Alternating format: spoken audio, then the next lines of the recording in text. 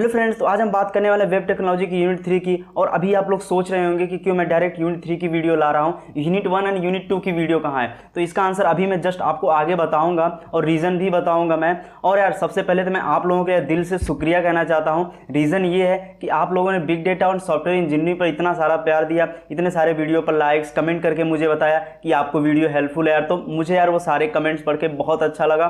ठीक है, आई होप कि आगे आप आने वाले सभी वीडियो में ऐसे ही प्यार दिखाओगे।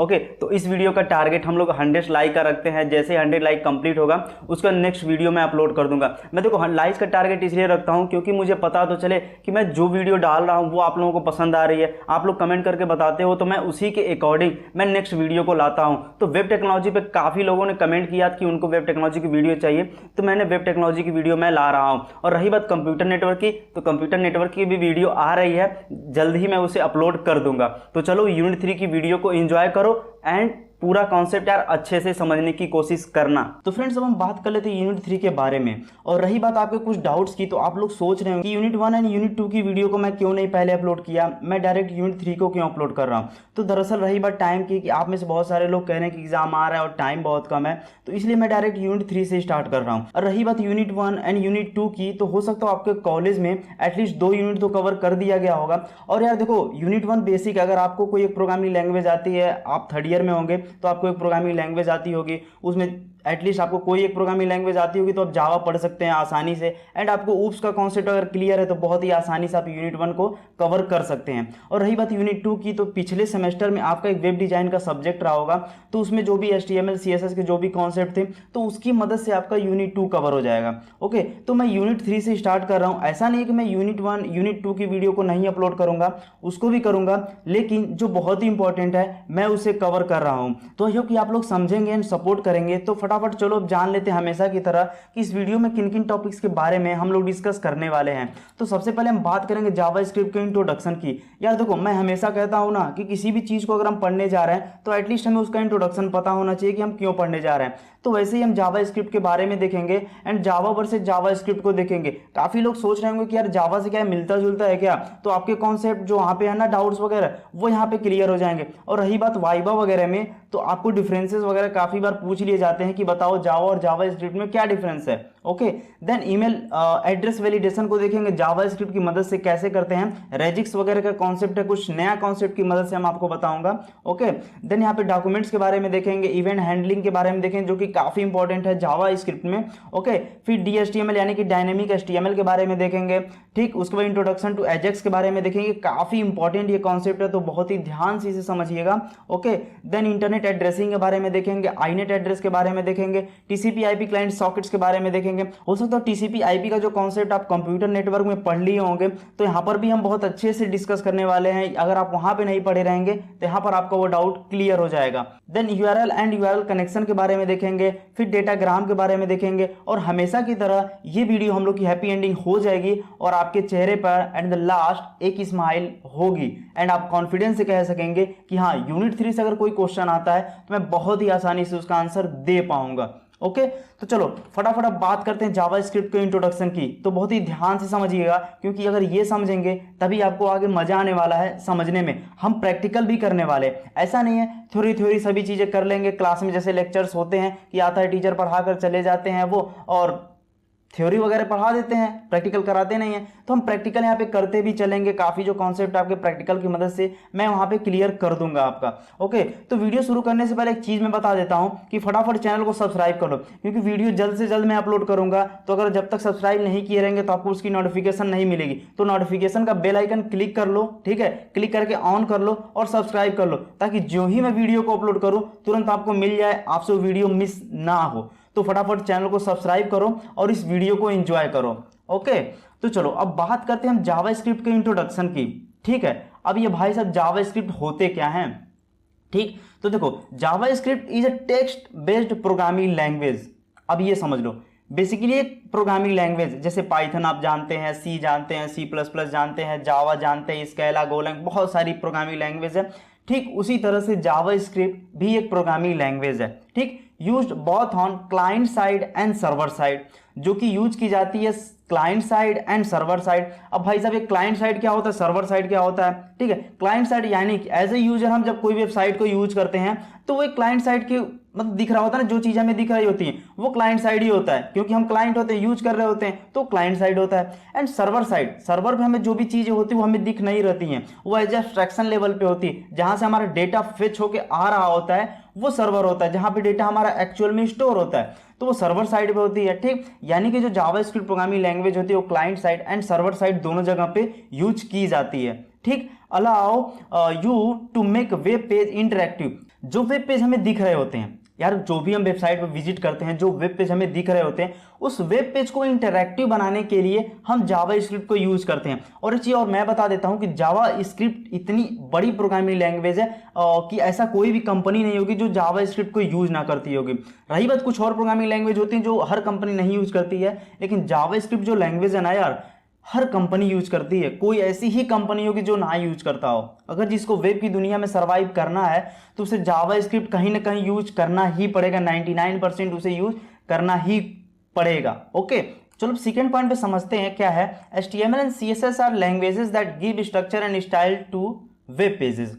अब एक चीज ध्यान देना, HTML जो होती है कोई प्रोग्रामिंग लैंग्वेज नहीं होती है, ये एक तरह की मार्कअप लैंग्वेज होती है जिसका full form hyper text markup language है। कहीं कहीं पर काफी लोगों से पूछ दिया जाता है क्या HTML एक प्रोग्रामिंग लैंग्वेज है, तो नहीं, ये चीज ध्यान देना, कोई प्रोग्रामिंग लैंग्वेज नहीं है, ठीक है। HTML का काम क्या होता है, बेसिक सा एक स्ट्रक्चर देने के लिए ही काम आता है। जो हम वेबसाइट बनाते हैं, जो आप लोगों में से जो वेब डेवलपमेंट करते होंगे उन्हें पता होगा कि HTML से बेसिक यार हम एक ढांचा तैयार करते हैं, ठीक है। उसके बाद CSS से हम क्या करते हैं, CSS से क्या करते हैं, हम थोड़ी खूबसूरती वगैरह देते हैं, जैसे कि टेक्स्ट का स्टाइलिंग वगैरह कर देते हैं, बैकग्राउंड वगैरह कुछ अच्छे से देना होता है, वो सभी चीजें कर देते हैं। तो काफी चीज सजाने का काम होता है वो CSS की मदद से होता है, ठीक है। और उस वेबसाइट को इंटरैक्टिव फंक्शनैलिटी प्रोवाइड करने के लिए, डायनेमिक बनाने के लिए हम जावास्क्रिप्ट का यूज करते हैं। ओके, तो यहां पर देखो, JavaScript gives web page interactive element that engage a user. अब देखो, जब एक वेबसाइट आपकी डायनेमिक होगी, वहां पे कुछ फंक्शनैलिटी अच्छी होगी, तभी तो एक यूजर जाके वहां से एंगेज करेगा,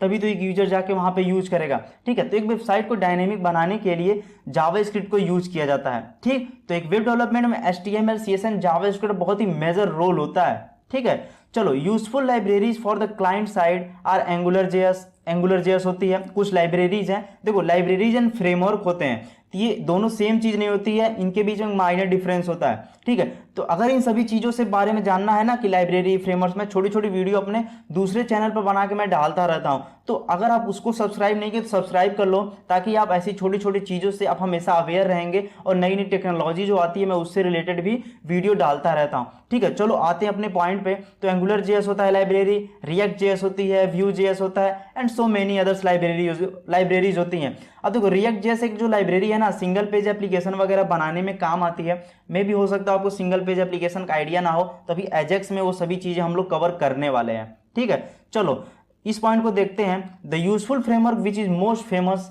दिस डे इज Node.js। अब देखो, जो बंदे ना जावा साइड से होंगे, जावास्क्रिप्ट वगैरह यूज करते हैं ना, वो Node.js को जानते होंगे। Node.js जानते होंगे यार। अगर जो देखो वेब डेवलपमेंट जो करता है ना, वो Node.js यूज करते होगा। जैसे कि जो जावा पढ़ते हैं वो स्प्रिंग वगैरह का कॉन्सेप्ट उन्हें पता होना चाहिए। API वगैरह का अगर करना रहता है काम तो स्प्रिंग वगैरह वहाँ पे काम आता है, स्प्रिंग बूट वगैरह का कॉन्सेप्ट होता है। और वहीं पर अगर आते हैं जावास्क्रिप्ट में, Node.js काफ़ी फेमस है यार, Node.js बहुत ही फेमस है, ठीक है। तो Node.js का आप लोग नाम सुने होंगे, तो याद रखना लाइब्रेरीज वगैरह में इन सब का नाम आप लिख देना अगर कहीं पर पूछेगा तो, एंड फ्रेमवर्क भी लिख देना Node.js, ठीक है। तो इससे काफ़ी एक अच्छा इंपैक्ट पड़ता है कि हाँ, उससे पता चलता है कि हाँ, इस बंदे को इन सभी चीज़ों की नॉलेज है।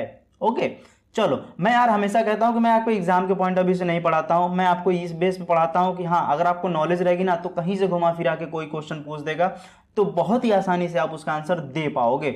ओके, चलो नेक्स्ट पॉइंट पे आते हैं। JavaScript can be added to your HTML5 in 2 ways. 2 तरीके से हम जावास्क्रिप्ट की जो फाइल होती है हम उसे ऐड कर सकते हैं HTML में, ठीक है। अभी आपको लग रहा हो कि मैं बहुत स्लो चल रहा हूं, तो अभी मैं स्टार्टिंग में स्लो चलूंगा, आपका कॉन्सेप्ट एकदम क्लियर कर दूंगा, फिर उसके बाद मैं थोड़ा फास्ट हो जाऊंगा। हमेशा की तरह मैं ऐसे ही करता हूं, स्टार्टिंग में पहले आपका कॉन्सेप्ट बहुत अच्छे से कवर करता हूं, फिर उसके बाद मैं थोड़ी वीडियो को फास्ट कर देता हूं। तो देखो, एक होता है इंटरनल JS, अभी मैं इसको प्रैक्टिकल करके दिखाऊंगा, ऐसा नहीं है मैं थ्योरी बता के छोड़ दूंगा ना, मैं आपको प्रैक्टिकल करा के दिखाऊंगा, क्योंकि अगर प्रैक्टिकल करा दूंगा तो आपके दिमाग में एक इमेज बन जाएगी और हमेशा वो चीजें याद रहेंगी काफी दिन तक। ओके देखो इंटरनल जेएस में क्या है, we can add JavaScript directly to our HTML file by writing the code inside the script tag. एक स्क्रिप्ट टैग को यूज करके हम HTML के अंदर लिख सकते हैं, ठीक है, और बॉडी के अंदर लिख सकते हैं, हेड के अंदर, दोनों जगह लिख सकते हैं। देखो the script tag can either be placed inside the head. अब देखो हेड के अंदर भी लिख सकते हैं और बॉडी के अंदर भी लिख सकते हैं। तो अभी हम लिख कर देखेंगे, ऐसा नहीं है मैं थ्योरी बता रहा हूं, अभी लिख कर देखेंगे। Okay according to the requirement, requiring के अकॉर्डिंग हम हेड के अंदर लिखते हैं और बॉडी के अंदर लिखते हैं, ठीक। जैसे कि यार आप लोग वेब डेवलपमेंट करते होगे, देखते होगे ना, CSS जो होती है हम हेड के अंदर लिखते हैं, उसको लिंक करते हैं। तो वहां पे CSS भी 3 तरीके से यूज करते हैं, ठीक है, आपको पता होगा, दूसरी यूनिट में सभी चीजें कवर हो गई होंगी आपकी। चलो एक्सटर्नल जावास्क्रिप्ट का क्या काम होता है कि एक्सटर्नल हम क्या करते हैं, एक सेपरेट हम जावास्क्रिप्ट की फाइल बना लेते हैं जिसका एक्सटेंशन होता है .js, होता है ना यार, पाइथन की होती है .py से सेव करते हैं, जावा का होता है .java सेव करते हैं, जावास्क्रिप्ट का जो होता है हम .js से सेव करते हैं उसकी फाइल को। तो ठीक इसी तरह से हम एक एक्सटेंशन .js के थ्रू एक फाइल बनाते हैं जो कि एक अलग फाइल होती है, ठीक है। उसकी मदद से हम अपने जो भी HTML की वेब पेज बना रहे होते हैं ना, उसकी मदद से HTML CSS की, तो उसमें हम डायनेमिक फंक्शनलिटी वगैरह हम प्रोवाइड कर सकते हैं बहुत आसानी से। तो देखो ये एक सिंटैक्स होता है, इसे आप याद कर लो, अगर कहीं आपसे लिखने को आता है तो वहां पे आप ये सिंटैक्स जरूर लिख दीजिएगा, ठीक है। HTML का सिंपल से स्केलेटन लिखिएगा, ठीक है, उसके अंदर बॉडी के अंदर आप इसको डाल दीजिएगा वहां पे, तो उससे पता चल जाएगा कि हाँ यहाँ पे जावास्क्रिप्ट इंप्लीमेंट ऐसे की जाती है। ओके आई होप ये चीज आपको समझ में आ गई होंगी। ओके तो चलो अब बात करते हैं हम कोड की, तो लेट्स डू कोड। तो चलते हैं हम VS कोड पे और वहां पे हम कोड करके देखते हैं कि क्या मैंने जो चीजें बताई वो चीजें वर्क कर रही हैं कि नहीं कर रही हैं। तो मैं यहाँ पे मेन स्क्रीन पर आ चुका हूं, तो मैंने यहाँ पे देखो पहले से फोल्डर बना रखा है, मैं यहाँ पे पहले से फोल्डर बना रखा है, और इसलिए मैंने बनाया कि क्योंकि टाइम कंज्यूमिंग थोड़ा प्रोसेस होता है, और इसमें मैंने कोड भी लिख रखे हैं, तो दिक्कत नहीं है। हम यहाँ पे कोड टाइप करेंगे तो इसमें यार टाइम बहुत ज़्यादा लग जाएगा और वीडियो काफ़ी लेंदी हो जाएगी, क्योंकि हमने पूरा कॉन्सेप्ट एक ही वीडियो में कवर करना है, ठीक है। तो फटाफट हम इस फोल्डर को ओपन करते हैं अपने VS कोड में। तो सिंपल सा VS कोड है, यहाँ पे सिंपल सा क्लिक करेंगे और उसके बाद ये जैसा आपका VS कोड ओपन होता है, और यहाँ पे सिंपल सा ओपन फोल्डर पर क्लिक करूंगा, डेस्कटॉप पर क्लिक कर दूंगा, और यहाँ पर हमने EIOB प्रोग्राम का एक फोल्डर बनाया है, इसके अंदर सारे प्रोग्राम है। सिंपल से इसको मैं सेलेक्ट करूंगा और सेलेक्ट फोल्डर पर क्लिक कर दूंगा, तो ये आपका ओपन हो जाएगा और इसमें बहुत सारे कोड्स हैं। तो सबसे पहले हम जावास्क्रिप्ट के इंट्रोडक्शन को देखते हैं और इन सभी कोड को हम लोग क्लोज करते हैं, ठीक है। इंट्रोडक्शन समझते हैं, अभी मैं ऊपर के जो कोड है ना सारे समझाऊंगा आपको, स्टेप बाय स्टेप समझाऊंगा। तो सबसे पहले इंट्रोडक्शन वाला पार्ट कवर करते हैं, ठीक। तो ये देखो बेसिक स्केलेटन होता है ना HTML का, स्टार्टिंग HTML होता है ओपन, फिर हेड आता है, फिर हेड क्लोज आता है, उसमें टाइटल हम लोग लिखते हैं, फिर बॉडी आती है, बॉडी क्लोज होती है, फिर HTML। मैंने बताया था कि आप जो जावास्क्रिप्ट होती है उसको हम क्या कर सकते हैं, बॉडी के अंदर यूज कर सकते हैं स्क्रिप्ट टैग को लगा के, ठीक है। और मैंने ऐसा ही किया, बॉडी के अंदर यूज किया है, हो तो गया ना। और यहाँ पे console.log में आपको दिखेगा welcome to engineering in one video. अब चलो इसको थोड़ा इसकी आउटपुट को देखते हैं कि हाँ मैंने यहाँ पे लिखा तो इसका आउटपुट कहाँ पे दिख रहा है। तो console.log लिखा हूँ मैं, तो यानी कि ये आउटपुट आपका कंसोल में दिखेगा। तो कंसोल कैसे ओपन करते हैं, तो सिंपल से यार मैं इस फोल्डर के अंदर चलता हूँ, और जैसा कि आपको पता होगा कि जो भी हम .html की फाइल को बनाते हैं, तो अगर उसको हम ओपन करते हैं तो हमारे वेब ब्राउजर में जाके ओपन होता है। तो मैं माइक्रोसॉफ्ट एज में ओपन करता हूं, तो ये सिंपल सा ओपन हो गया। ये इसमें कुछ इसलिए नहीं दिख रहा है क्योंकि मैंने HTML में कुछ लिखा ही नहीं है अभी, ये पैराग्राफ वगैरह मैंने टाइटल मतलब कुछ भी दिया नहीं है, और टाइटल मैंने दिया था जावास्क्रिप्ट एग्जाम्पल, तो इसलिए यहाँ पे टाइटल में दिख रहा है। अब मैं बताऊं, अभी आप कह रहे होंगे कि अभी हम आउटपुट देखने वाले थे, कहां पर है, चलो देखते हैं। तो सिंपल से इंस्पेक्ट में जाएंगे और यहां पर देखो कंसोल, मैंने console.log में लिखा था, ये देखो welcome to engineering in one video, यह है ना। अब जैसे ही मैं यहाँ पर देखो, यहाँ पर जाके मैं यहाँ पे कुछ चेंजेस करता हूँ, इंजीनियरिंग इन वन वीडियो में यहाँ पे शॉर्टकट में EIOB लिख देता हूँ, जो कि चैनल का शॉर्टकट है। अब यहाँ पे ऑटोमेटिक ये सेव हो जाता है, मैंने ऑटोमेटिक ऑन कर रखा है अपने VS कोड में कि मैं जो भी चीज़ें टाइप करूँगा वो ऑटोमेटिक सेव होगा, मुझे Ctrl+S प्रेस करके नहीं सेव करना पड़ेगा। अगर आप लिखते हैं तो आपको Ctrl+S प्रेस करके पहले आप सेव करिएगा, फिर उसके बाद जाइएगा आप माइक्रोसॉफ्ट एज में, इसको रिफ्रेश कर दीजिएगा। तो रिफ्रेश करते ही देखो यहाँ पर EIOB आ चुका है, यानी कि आप जब HTML में जो भी चीज़ें लिख रहे हैं यहाँ पर चीज़ें चेंज हो रही हैं, ठीक समझ में आ रहा है ना। एक चीज़, चलो मैं एक चीज़ और दिखाता हूँ। अगर देखो कंसोल में आप सिंपल सा अलर्ट लिखते हो ना, अलर्ट, और यहाँ पर मैं कुछ वैल्यू पास कर देता हूँ, मैं यहाँ पे सिंपल EIOB टाइप कर देता हूँ, और देन इसको जैसे इंटर करोगे ना, देखो यहाँ पर अलर्ट पेज में EIOB लिख कर आ गया। यानी कि आपको क्या समझ में आ रहा है, यानी कि यार जो भी चीज़ यहाँ पे लिख रहा है ना, इसका आउटपुट यहाँ पे दिख रहा है। यानी कि यार आप जावास्क्रिप्ट के प्रोग्राम को ना वेब ब्राउजर पर यार रन करा सकते हो। ऐसा जरूरी नहीं है कि कोड एडिटर की जरूरत पड़े या बहुत बड़ा फाइल डाउनलोड बहुत बड़ा सॉफ्टवेयर डाउनलोड करना पड़े, ऐसा कुछ नहीं है। कंसोल में जाके आप बहुत सारे प्रोग्राम कर सकते हैं। कंसोल में एक फायदा और होता है, अगर कैलकुलेटर नहीं है ना, सिंपल 2+2 लिखो, एंटर प्रेस करो, यही से मैं ओके करता हूँ, क्लिक देखो 2+2 मैंने किया 4 आ गया। कुछ भी ऐड कर सकते हैं, 4 - 5 करते हैं, ये देखो आपका -1 आ गया। तो यार काफ़ी यार फनी चीज़ है यार, आसानी से आप कंसोल को बहुत अच्छे तरीके से यूज कर सकते हो आप। चलो बिना टाइम को वेस्ट किए अब आते हैं अपने पॉइंट पे। तो ये चीज़ आपको समझ में आ गई होंगी। तो मैंने बताया कि बॉडी में यूज कर सकते हैं और हेड में भी यूज कर सकते हैं। मैं कट करता हूँ और सिंपल सा हेड के अंदर आता हूँ और यहाँ पर मैं इसे पेस्ट कर देता हूँ। अब पेस्ट करने के बाद मैं इस EIOB को यहाँ से डिलीट करता हूँ और सिंपल सा मैं यहाँ पे हेड लिख देता हूँ, ताकि हमें पता चले कि हाँ हेड में हमने चेंजेस किया है, ठीक है। और मैं माइक्रोसॉफ्ट एज में आके इसे रिफ्रेश करता हूँ, देखो हेड आ गया, यानी कि हाँ हम लोग का प्रोग्राम रन कर रहा है, ठीक है। तो ये कॉन्सेप्ट आपको क्लियर हो गया ना कि हाँ कि हम स्क्रिप्ट को हेड के अंदर भी यूज कर सकते हैं और आप बॉडी के अंदर भी स्क्रिप्ट को यूज कर सकते हैं। आई होप कि ये कॉन्सेप्ट आपका क्लियर हो गया होगा। अगर चीज़ें अच्छी लग रही हैं तो इस वीडियो को एक लाइक करो एंड कमेंट करके मुझे बताओ कि हाँ ये वीडियो आपको समझ में आ रही है। देखो एग्जाम के लिए ना पढ़ो यार, देखो मैं हमेशा इसलिए मैं आपको थोड़ी डीप में बता रहा हूँ ना कि आपको कॉन्सेप्ट हमेशा याद रहेगा। थ्योरी पढ़ के चले जाओगे भूल जाओगे। अभी मैं जो प्रैक्टिकल करा रहा हूँ तो आपको याद रहेगा। अब आपको याद हो गया होगा कि हाँ यार हेड के अंदर भी स्क्रिप्ट को यूज ऐसे करते हैं, बॉडी के अंदर ऐसे करते हैं, ठीक। तो प्रैक्टिकल करते चलो। अभी मैं जो चीज़ें बता रहा हूँ तो वीडियो को पॉज करके यार अगर हो सके ना तो अपने लैपटॉप में इंप्लीमेंट करके देख लो एक बार। मुझे पता है काफ़ी लोग करोगे नहीं, लेकिन कर लो अगर अच्छे से कॉन्सेप्ट क्लियर करना है तो। ओके चलो फिर चलते अपने स्लाइड पर और वहाँ पे समझने की कोशिश करते हैं। तो जावास्क्रिप्ट इंट्रोडक्शन के कुछ कमांड, कुछ प्रोग्राम हमने देखा और हमें समझ में आ गया कि हाँ ऐसे कुछ HTML के अंदर यूज करते हैं। तो कुछ जावास्क्रिप्ट के एप्लीकेशन होते हैं, तो चलो उसे समझ लेते हैं कि हाँ जावास्क्रिप्ट में कुछ एप्लीकेशन क्या होते हैं। तो वेब डेवलपमेंट में होता है, वेब एप्लीकेशन बनाने में होता है। यार बहुत सारे वेब एप्लीकेशन बनते हैं, वहाँ पे जावास्क्रिप्ट यूज होती है और वेब डेवलपमेंट में तो होता ही होता है, ठीक है। सर्वर एप्लीकेशन बनाने के लिए जावास्क्रिप्ट का यूज किया जाता है। बहुत सारे गेम्स जो बनाए जाते हैं वहाँ पे भी जावास्क्रिप्ट का यूज किया जाता है। स्मार्ट वॉचेस के लिए बहुत सारी एप्लीकेशन वगैरह बनाई जाती है, वहाँ पे जावास्क्रिप्ट का यूज होता है। आर्ट वगैरह यूजिंग p5.js एक लाइब्रेरी होती है। आर्ट के लिए ड्राइंग वगैरह के रिलेटेड हम वेब एप्लीकेशन वगैरह बना सकते हैं, ठीक है। तो वहाँ पे भी जावास्क्रिप्ट का यूज होता है, ठीक है। मशीन लर्निंग के लिए भी यूज होता है जावास्क्रिप्ट। ऐसा ना समझना कि पाइथन यूज होता है। बहुत सारे लोग कहते हैं कि पाइथन ही बहुत ज़्यादा यूज होता है मशीन लर्निंग के लिए, AIML के लिए, तो ऐसा नहीं है। जावास्क्रिप्ट भी यूज होती है। ML5.js एक लाइब्रेरी है, आपको पता होगा। AIML के जो लड़के होंगे ना यहाँ पे उनको पता होगा कि यार हम लाइब्रेरी मैटप्लॉट वगैरह की लाइब्रेरी होती है, काफ़ी चीज़ें होती है, उसे इंपोर्ट करके हम लोग यूज करते हैं, बहुत सारे मॉडल को ट्रेन करते हैं। खैर वो अलग चीज़, हम यहाँ पे सभी चीज़ें डिस्कस नहीं करेंगे। तो मशीन लर्निंग में देखो एक ML5.js की एक लाइब्रेरी होती है जिसको यूज करके और जावास्क्रिप्ट प्रोग्रामिंग लैंग्वेज की मदद से हम मशीन लर्निंग में भी मॉडल वगैरह ट्रेन कर सकते हैं। ओके आई होप की चीज़ें आपको समझ में आ गई होंगी। तो चलो कुछ और कोड करते हैं।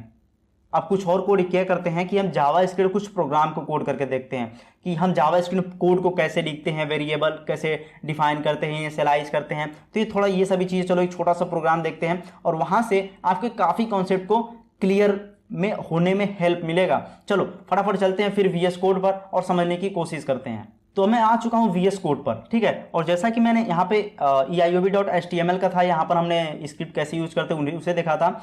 और यहाँ पर देखो हमने एक अलग से javascript.js का मैंने बताया। ये एक्सटर्नल वाला मैं बताया था ना, एक्सटर्नल में ऐसे एक फाइल बना के हम HTML के अंदर यूज करते हैं। तो सिंपल सा हम यहाँ पर जावास्क्रिप्ट का प्रोग्राम लिखे हैं, ठीक है, उसे समझते हैं। मैंने इस कोड एडिटर में इसलिए लिखा है कि अच्छे से आपको विजुअल होगा, अच्छे से दिखेगा। यहाँ पे मैंने क्या लिखा है, ये कॉन्स्ट है, वेरिएबल इनिशियलाइज करने के लिए करते हैं, लेट का भी यूज करते हैं। तो यहाँ पे मैंने कॉन्स्ट का यूज किया है। तो ये देखो मैंने वेरिएबल का नाम num1 लिया है, यानी कि बेसिकली प्रोग्राम क्या है, एक जो यूजर होगा वो एंटर करेगा 2 number, first number second number enter करेगा और उस नंबर को हम लोग ऐड करेंगे। ऐड करने के बाद उसका रिजल्ट दिखाएंगे console.log में, ठीक। यही है कि यूजर 2 वैल्यू एंटर करेगा और उसका सम एज अ आउटपुट उसे दिखेगा। तो इसका प्रोग्राम जावास्क्रिप्ट में कैसे लिखा जाता है उसे समझो। तो मैंने एक वेरिएबल इनिशियलाइज किया num1, ठीक है, जो कि नंबर स्टोर करेंगे ना इसमें, ठीक है। कंटेनर होता है, कंटेनर क्या होता है, एक बाल्टी जानते हो, बाल्टी में पानी डालते हैं, कपड़े डालते हैं। कंटेनर क्या होता है, कंटेन कर रहा होता है कुछ चीज़ें। ऐसे नंबर हमने एक वेरिएबल बनाया जो कि जो नंबर होगा उसे कंटेन करेगा। पार्सिंट हमने इसलिए लगाया क्योंकि इसमें जो वैल्यू हम लोग पास करेंगे एज ए स्ट्रिंग में जाएगा और ये कन्वर्ट कर देगा इंटीजर में, क्योंकि हमें इंटीजर में सभी कैलकुलेशन करनी है।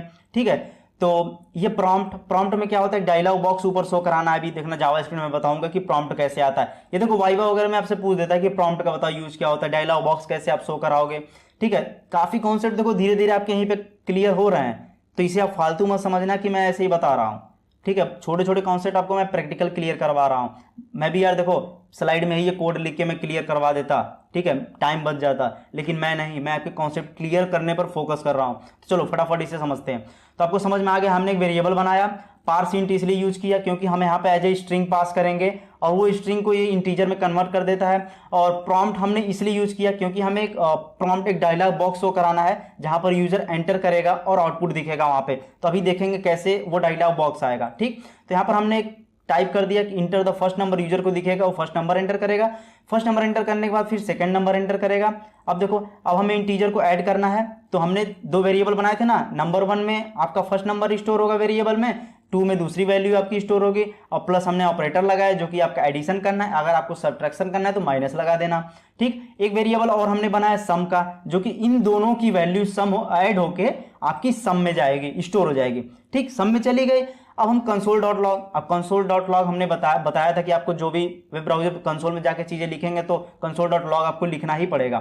ठीक, चलो यहां पर देखो, यहां पर हमने एक स्ट्रिंग लिया, स्ट्रिंग में हमने क्या लिखा है कि द सम ऑफ लिखेगा। अब यहां पे देखो डॉलर का साइन लिखा है। डॉलर का साइन हम लोग इसलिए यूज करते हैं और करली ब्रेसेस लगाते हैं और इसके बीच में वेरिएबल का नाम लिखते हैं। अगर हमें ध्यान से सुनना, अगर हमें वेरिएबल की वैल्यू प्रिंट करानी होगी, जैसे कि हम यहाँ पे नंबर 1 में 2 एंटर करते हैं और हमें 2 यहाँ पे प्रिंट कराना है एज आउटपुट में, तो वहां पे 2 दिखाने के लिए आपको डॉलर करली ब्रेसेस एंड नंबर 1 वेरिएबल का नाम लिखना पड़ेगा। तो जो वैल्यू यूजर पास करेगा num1 में, वो वैल्यू यहाँ पे दिखेगी उसको। ठीक, ऐसे यहाँ पे num2 दिखाने के लिए इज, फिर डॉलर सम, यानी कि सम की वैल्यू, यानी कि सम के अंदर जो वैल्यू है उस वैल्यू को दिखाने के लिए हम डॉलर के अंदर इसको लिखे हैं। देखो ये डॉलर को तब यूज करते हैं जब हम स्ट्रिंग के अंदर यूज कर रहे होते हैं। ठीक है, स्ट्रिंग के अंदर जब हम किसी वैल्यू को, वेरिएबल की वैल्यू को शो कराना चाहते हैं, तब वहां पे हम डॉलर का यूज करते हैं। अब तो ये हो गया प्रोग्राम, आई होप कि चीज आपको समझ में आई होंगी। तो चलो अब इसे प्रैक्टिकल करके देखते हैं कि कैसे ओपन होता है ये जावास्क्रिप्ट में। ठीक, तो चलो इसको हम सिंपल सा कॉपी करते हैं। पूरा मैंने कॉपी कर लिया और माइक्रोसॉफ्ट एज में चलता हूं और सिंपल से मैं इसको क्लोज कर देता हूं। तो सिंपल से मैं एक विंडो ओपन कर लिया है, जो कि वही है जावास्क्रिप्ट जो मैंने एग्जांपल लिया था। तो हमें बेसिकली कंसोल में काम करना है, तो सिंपल से इंस्पेक्ट में जाएंगे और यहां से कंसोल ओपन करेंगे और सिंपल सा कंट्रोल भी जो हमने कोड वहां पे लिखा था ना, यहाँ पे पेस्ट कर देंगे। मैंने एडिटर में इसे लिखा था ताकि आपको वहां पर अच्छे से विजिबल हो, अच्छे से आपको समझ में आए। सिंपल सा कोड लिखने के बाद मैं एंटर जो ही प्रेस करूंगा, ये देखो आपके पास डायलॉग बॉक्स एक शो हो गया। ये डायलॉग बॉक्स कैसे आया, ये प्रॉम्प्ट की मदद से। ये जो प्रॉम्प्ट है ना, ये प्रॉम्प्ट, इस प्रॉम्प्ट की मदद से आया। तो आपको ध्यान देना होगा कि प्रॉम्प्ट की मदद से हम डायलॉग बॉक्स शो करवाते हैं। ठीक, अब देखो यहाँ पे लिखा हुआ enter the first number. Enter the first number हम क्या एंटर करते हैं, चलो 5 एंटर करते हैं, 5। ओके पर प्रेस करते हैं, देखो अब आया enter the second number, second prompt आ गया आपका। सेकंड नंबर में हम 6 एंटर करते हैं, 6 एंटर करने में चलो ओके पर प्रेस करते हैं। ओके प्रेस करते बाद ही देखो the number of 5 and 6 is 11, आ गया आपका आउटपुट।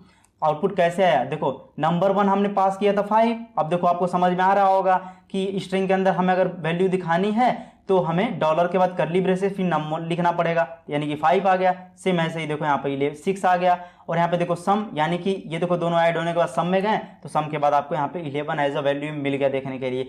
तो जब भी एग्जाम में आपको जावास्क्रिप्ट से रिलेटेड कोई भी क्वेश्चन पूछता है कि जावास्क्रिप्ट के बारे में लिखो, तो आप एक प्रोग्राम जरूर लिख देना उससे, ताकि एग्जामिनर को समझ में आ जाएगा कि हाँ इस बंदे को नॉलेज है जावास्क्रिप्ट की, उसने एक एग्जाम्पल एटलीस्ट दिया है। ओके, तो आई होप कि काफ़ी चीज़ें आपको यहाँ से समझ में आ गई होंगी। ओके, तो चलो फिर चलते हैं अपने स्लाइड पर और समझने की कोशिश करते हैं नेक्स्ट कॉन्सेप्ट को। तो हम बात करते हैं जावा वर्सेस जावास्क्रिप्ट की। तो इसे बहुत ध्यान से समझना, क्योंकि ये वाइवा वगैरह में काफ़ी बार पूछ लेता है आपसे और एग्जाम में भी पूछ लेता है, क्योंकि यार इन दोनों के नाम थोड़े मिलते जुलते हैं। ठीक है, तो इसलिए चलो समझ लेते हैं फटाफट।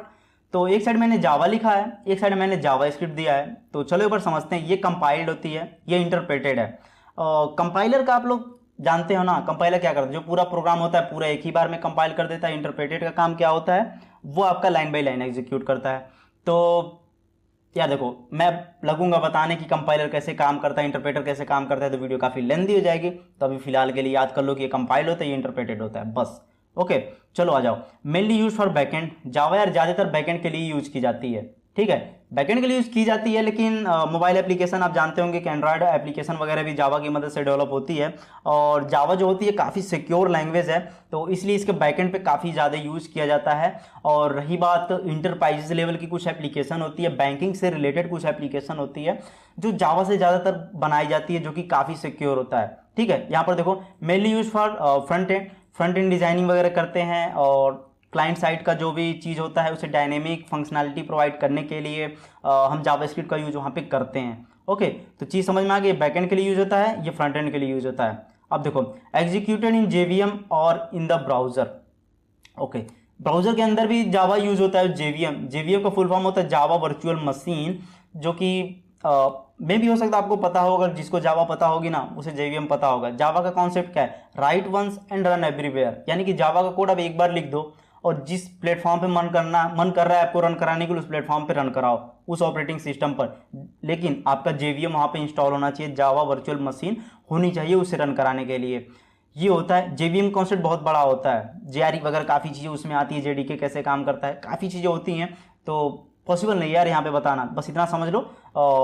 एग्जीक्यूटेड इन जेवीएम और इन ब्राउजर, और ये होता है एग्जीक्यूटेड इन द ब्राउजर, ठीक, ये ब्राउजर पर एग्जीक्यूट होता है। मैं देखो थोड़ा थोड़ा हिंट आपको दे दे रहा हूँ, ताकि आप कहीं पर ये नाम सुने तो आपको वहाँ पे चीज़ें याद आ जाएं, ठीक है। यहाँ पर देखो, अलाउज बेटर सिक्योरिटी, जावा जो होती है काफ़ी सिक्योरिटी प्रोवाइड करता है, इसलिए मैंने बताया बैंकिंग से रिलेटेड इंटरप्राइज लेवल की जो एप्लीकेशन होती है जावा की मदद से बनाई जाती हैं। Need more effort to enhance security as compare to Java, इसमें उतनी सिक्योरिटी नहीं होती है जावा स्क्रिप्ट में। ओके, स्क्रिप्ट का आप लोग नाम सुने होंगे कि होता है कि कुछ हैकर होते हैं स्क्रिप्ट रन करवा देते हैं, आप लोग कभी सुने होंगे, तो आपके दिमाग में अभी स्ट्राइक कर रहा होगा कि ऐसे होता है। स्क्रिप्टिंग लैंग्वेज काफ़ी ज़्यादा हैकर्स वगैरह जो होते हैं यूज करते हैं, ठीक है। चलो, स्टैटिक टाइप चेकिंग होती है इसमें डायनेमिक टाइप चेकिंग होती है, ठीक है। इसका सिंटैक्स C++ जैसा कुछ होता है, इसका सी जैसा होता है। और रिक्वायर्स जावा डेवलपमेंट की जेडीके की रिक्वायरमेंट होती है, ठीक है। जावा डेवलपमेंट किट होता है जिसकी रिक्वायरमेंट होती है जावा को, तभी वो सभी चीज़ें कर पाता है। पाथ वगैरह काफ़ी चीज़ सेट करनी होती है, अगर आप जावा में कोड करते होंगे तो आपको पता होगा, अगर नहीं करते हैं तो कोई बात नहीं, बस इतना याद कर लो कि जेडीके की रिक्वायरमेंट इसे होती है। Can be written in any text editor, JavaScript किसी भी टेक्स्ट एडिटर में लिख सकते हैं। मैंने बताया कि किसी भी ब्राउजर में जाके कंसोल ओपन करके वहाँ पे लिखकर कमांड को रन करा सकते हैं, ये काफ़ी चीज़ें होती हैं। For various apps, mainly for web apps. अब देखो, जावा जो होती है ना, इसकी मदद से हम वेब एप्लीकेशन बना सकते हैं, ठीक है। वेब एप्लीकेशन में एप्लेट वगैरह का कॉन्सेप्ट होता है, AWT काफ़ी कॉन्सेप्ट है, तो वहाँ पे जावा वगैरह आप जानते हैं कि यूज कर सकते हैं। बैकएंड में यूज कर सकते हैं, अगर आप एंड्रॉयड एप्लीकेशन बना रहे हैं तो वहाँ पे जावा को यूज करके मोबाइल एप्लीकेशन बना सकते हैं। और जो जावास्क्रिप्ट होता है ज़्यादातर यार ये वेब एप्लीकेशन में ही यूज होता है, ठीक।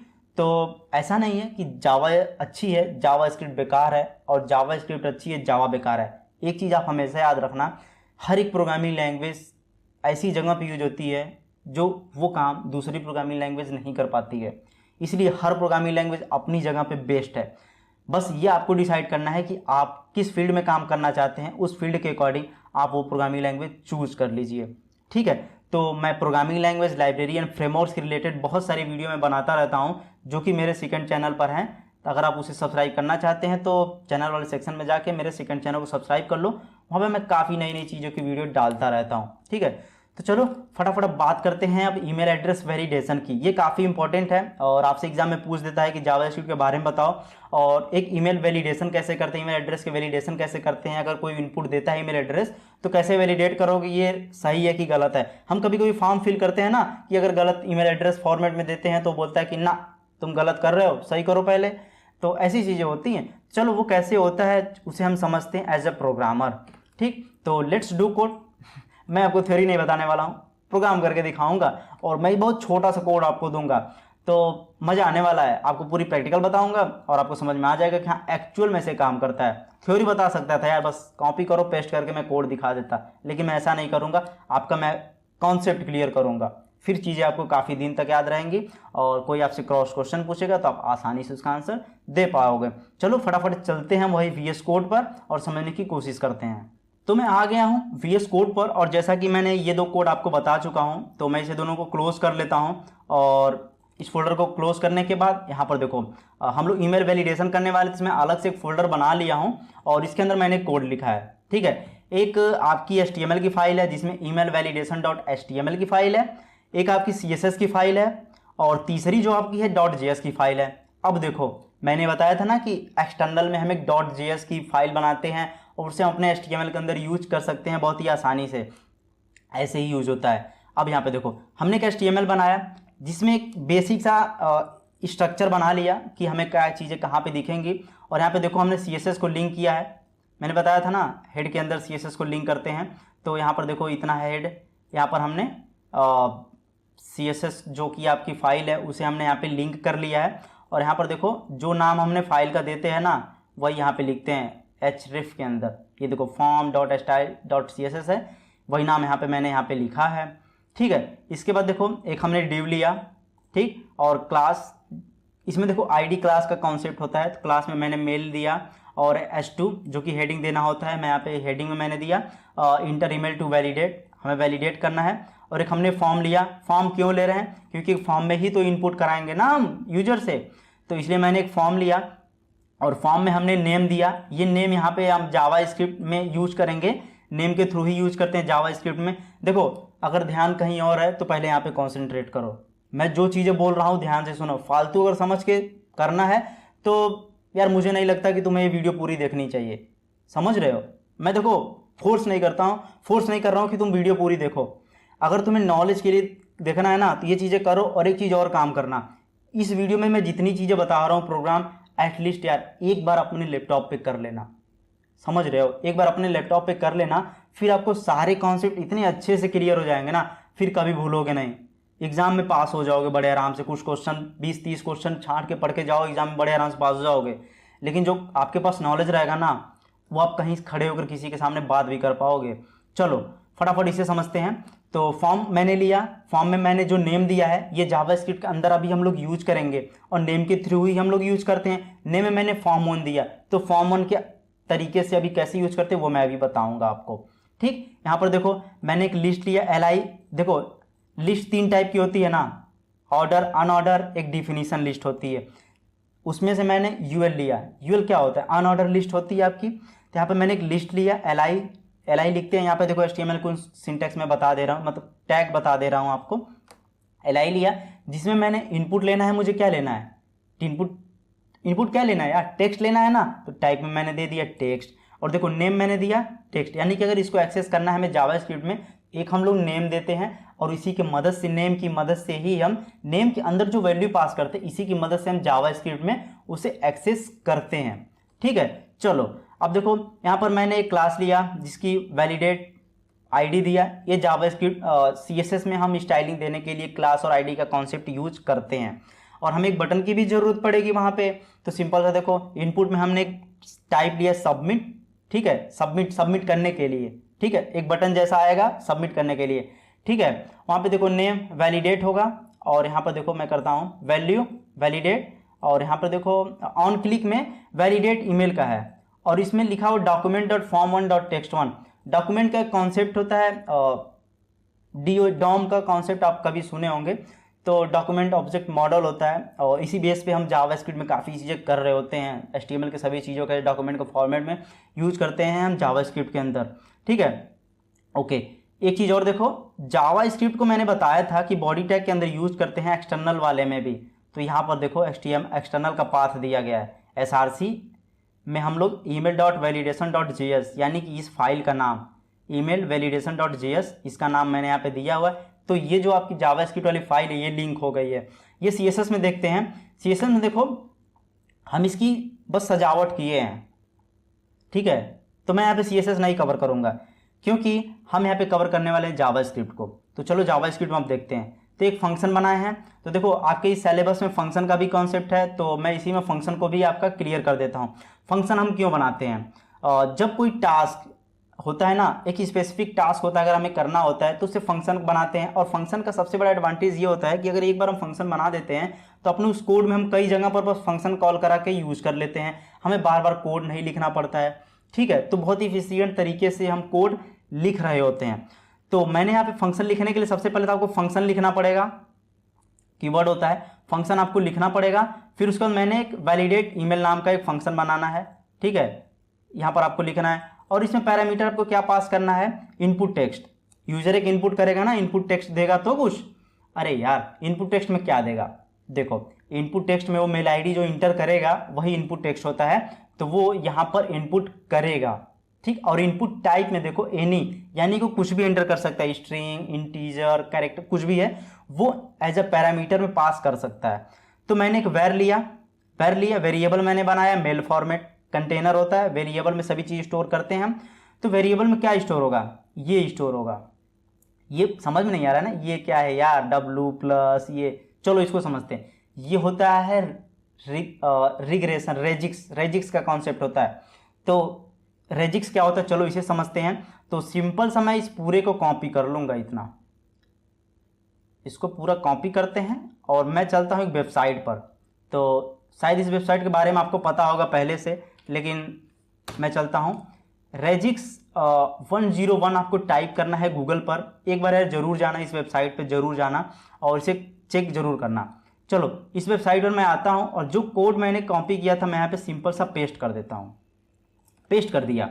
अभी हम टेस्टिंग करने जा रहे हैं, जो चीज़ हम इनपुट करेंगे उसमें नंबर भी होगा, कैरेक्टर भी होंगे, तो सभी चीज़ें स्ट्रिंग के फॉर्मेट में जा रही होंगी। तो मैं यहाँ पे सिंपल से एक मेल आईडी टाइप करता हूँ। मेल आईडी का फॉर्मेट क्या होता है, कुछ नाम होता है, @ होता है, gmail.com होता है। तो EIOV @gmail.com, यानी देखो पूरी चीज़ें कवर कर रहा है, यानी कि ये सिंटैक्स हमारा सही है। अगर ये जो रिजिक्स लिखा हुआ है, रिग्रेशन जो लिखा हुआ है, अगर ये हम यूज करते हैं अपने जावास्क्रिप्ट कोड में, यानी कि अगर कोई यूजर इनपुट करेगा इस फॉर्मेट में मेल आईडी, तो उसे बोलेगा कि वैलिड मेल आईडी है। अब देखो गलत मैं टाइप करता हूँ, EIOV @ नहीं लगाता हूँ, सिंपल सा मैं gmail.com लिख देता हूँ। क्या पूरी चीज़ें कवर कर रहा है, नहीं आ रहा है, देखो नहीं आ रहा है, नहीं आ रहा है ना। अब जैसे ही मैं यहाँ पे @ लिखता हूँ पूरी चीज़ें ग्रीन हो गई। इसके पहले मैं 1 2 3 4 भी लिखता हूँ तो कवर कर लेता है। चलो जीमेल के बाद मैं .com के बाद 3 4 5 लिखता हूँ, अब देखो यहाँ पे गायब हो गया, रेड आ गया। अब देखो जीमेल के बाद अगर कोई यूज़र गलती से कुछ अगर 3 4 5 लिख देता है तो वो एक्सेप्टेड है। अब देखो कुछ मेल आईडी ऑर्गेनाइजेशन के थ्रू होती है, तो कुछ ऑर्गेनाइजेशन का मैं क्या नाम लूँ, चलो मैं EIOV .AC.in करके होता है ना। तो चलो ये देखो, अगर इस टाइप की कोई ऑर्गेनाइजेशन कॉलेज वगैरह की आपकी मेल आईडी होगी तो यहाँ पे आपका कॉलेज का नाम होता है, फिर .AC.in होता है। यानी कि इस टाइप्स का भी अगर कोई ईमेल एंटर करेगा तो उसका एक्सेप्टेड होगा, ठीक है। आई होप कि आपको समझ में चीज़ें आ गई होंगी कि ये रेजिक्स क्यों होती है। ये रेजिक्स ही डिफाइन करता है कि हाँ इस टाइप के कैरेक्टर जब आएंगे तो वहाँ पे होता है। अब चलो मैं इसे डिलीट करके एक कॉन्सेप्ट आपको बताता हूँ। इसे मैं सभी चीज़ डिलीट करता हूँ और रेजिक्स का छोटा सा आपको एग्जांपल बताता हूँ, आपको थोड़ा क्लियर हो जाएगा। अब देखो अगर आप ब्रैकेट के अंदर, ध्यान देना, स्क्वायर ब्रैकेट के अंदर कैपिटल A लिखते हैं, इसमें देखो कैपिटल और स्मॉल का भी काफ़ी रोल होता है। कैपिटल A डैश और Z लिखते हैं और फिर इसे क्लोज करते हैं, और यहाँ पर आप जो भी चीज़ टाइप करो, मैं आप स्मॉल में किया, फिर कैपिटल में करता हूँ, फिर स्मॉल में करता हूँ, फिर कैपिटल में करता हूँ। चीज़ समझ में आ रही है। जो चीज़ें पहले लिखी थी वो रेजिक्स फॉर्मेट में लिखी थी, रेगुलर एक्सप्रेशन के फॉर्म में लिखी थी, यानी कि अगर आप A to Z लिख देते हो तो आप जो भी वैल्यू पास करोगे कैपिटल, तो वही वैल्यू आपकी ट्रू होगी, बाकी सभी चीज़ें फॉल्स होंगी। तो मैंने जितनी भी स्मॉल में टाइप किया वो फॉल्स गई और मैंने कैपिटल में किया वो आपकी ट्रू गई। अब चलो स्मॉल वाला देखते हैं। तो मैं सिंपल सा वही स्क्वायर ब्रैकेट लूँगा, डैश A से Z तक करना है, और ये देखो दिख रहा है कुछ, कैपिटल वाले जो थे वो फॉल्स हो गए आपके, स्मॉल वाले ट्रू हो गए। तो सेम ही कॉन्सेप्ट यहाँ पे भी है। तो आते हैं कोड में और समझते हैं। तो यहाँ पर देखो ये जितनी चीज़ें लिखी गई ना, ये रेगुलर एक्सप्रेशन एक कॉन्सेप्ट होता है, और देखो बीच में एक @ लिख दिया गया है। तो ये थोड़ा बड़ा कॉन्सेप्ट होता है, इसे काफ़ी अच्छे से अगर आप पढ़ेंगे तो मुझे नहीं लगता 5 मिनट में आपको ये चीज़ें क्लियर हो जाएंगी। तो 5 मिनट में नहीं क्लियर होगा, बाकी इसे एक बार कोड देख लो। एक बार मैं फिर बोल रहा हूँ कि जाना इंटरनेट से जरूर रेजिक्स के बारे में, रेगुलर एक्सप्रेशन के बारे में जरूर पढ़ना, आपकी चीज़ें समझ में आ जाएंगी। चलो तो इस वैल्यू को हमने एंटर कर लिया मेल फॉर्मेट के वेरिएबल में, ठीक है। अब देखो कंडीशंस कुछ पढ़े होंगे, कुछ स्टेटमेंट आपको पता होगा कि इफ और एल्स स्टेटमेंट कुछ होती है। जो वैल्यू इफ में पास होती है अगर वो ट्रू होती है तो इफ वाली चल जाती है, और जो फॉल्स होती है, जो इफ में नहीं चलती है, वो आपकी चली जाती है एल्स वाली कंडीशन में। इतना तो पता है आपको, क्लियर। यहाँ पर अभी आपको पता चल जाएगा जावास्क्रिप्ट ने इफ और एल्स भी कैसे काम करता है, ठीक है। इनपुट टेक्स्ट, इनपुट टेक्स्ट मतलब क्या, जो यूजर इनपुट किया हमने उसे लिया। इफ, यदि, इफ के बाद देखो, यदि यूजर इनपुट करता है, ठीक है, कोई भी चीजें इनपुट करता है तो वैल्यू, जो वैल्यू है और वो वैल्यू, उसकी वैल्यू अगर मैच करती है मेल फॉर्मेट से, मेल फॉर्मेट से जो चीजें जो यूजर इनपुट किया है वो अगर मैच करता है मेल फॉर्मेट से, तो अलर्ट में दिखा दो वैलिड ईमेल एड्रेस, यानी कि वो जो मेल एड्रेस है वो आपका वैलिड है। ये देखो मैंने डॉक्यूमेंट में बताया था कि जब जावास्क्रिप्ट यूज करते हैं तो सभी चीज आपकी डॉक्यूमेंट के यूज हो रही थी, डॉम का कॉन्सेप्ट आ रहा होता है। तो डॉक्यूमेंट एंड फॉर्म 1, ध्यान देना है, फोकस करा रहे हैं। फॉर्म 1 याद आ रहा है, कहाँ पे दिए थे, चलो फॉर्म हमने यहाँ पे लिखा था, ये देखो नेम के थ्रू फॉर्म 1 हमने दिया था, यही है। टेक्स्ट वन समझ में आ रहा है, ये देखो मैंने बताया था इनपुट जो टेक्स्ट दिया था, टेक्स्ट 1 डॉट फोकस करा, रिटर्न ट्रू, यहीं पर हम रिटर्न करा जाएंगे, आगे नहीं रन कराना है, ट्रू करा देंगे, ठीक है। उसके बाद देखो एल्स वाली कंडीशन, अगर ये नहीं चली तो अलर्ट में आपको दिखाना है you have entered an invalid email address. ये document dot text 1 dot focus का कॉन्सेप्ट है, ठीक है। और यहाँ पर देखो रिटर्न हमने फॉल्स करा दिया। और अपने फोल्डर में आओ, कि हमने फोल्डर बनाया था ना EIOV प्रोग्राम का, तो अभी हम लोग हैं ईमेल वैलिडेशन में, और .html वाली फाइल को हम सिंपल से यहाँ से ओपन करते हैं।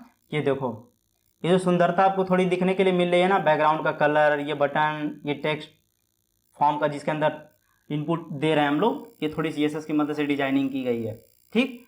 अब देखो यहाँ पे मैं इनपुट करता हूँ सीधे EIOV @ एक ही ज़्यादा हो गया, एंड @gmail.com, और जैसे ही मैं वैलिडेट पे क्लिक करूँगा, देखो वैलिड ईमेल एड्रेस हो गया। अब चलो कुछ मैं गलत टाइप करके देखता हूँ, EIOV 1 2 3 4 5 gmail.com, फिर मैं टाइप करता हूँ वैलिडेट। अब देखो you have entered an invalid email address, समझ में आया। हमने जो कोड लिखा था वो मैंने आपको बता दिया, और मैंने रन करा के भी आपको दिखा दिया कि कैसे वैलिड इनवैलिड होता है। तो आई होप कि ये सभी चीज़ें आपको समझ में आ गई होंगी। तो चलो अब चलते हैं अपने स्लाइड पर और समझने की कोशिश करते हैं कुछ नए कॉन्सेप्ट को। तो हम बात करते हैं डॉक्यूमेंट्स का।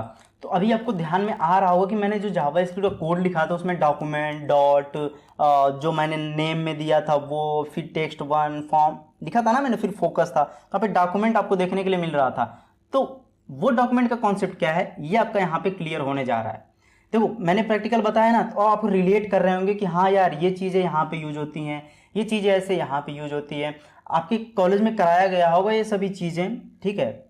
मैं कंफर्म नहीं कह रहा कि कराया गया होगा, तो कराया जाता है, टीचर्स आपको जरूर कराए होंगे आपके टीचर, ठीक है।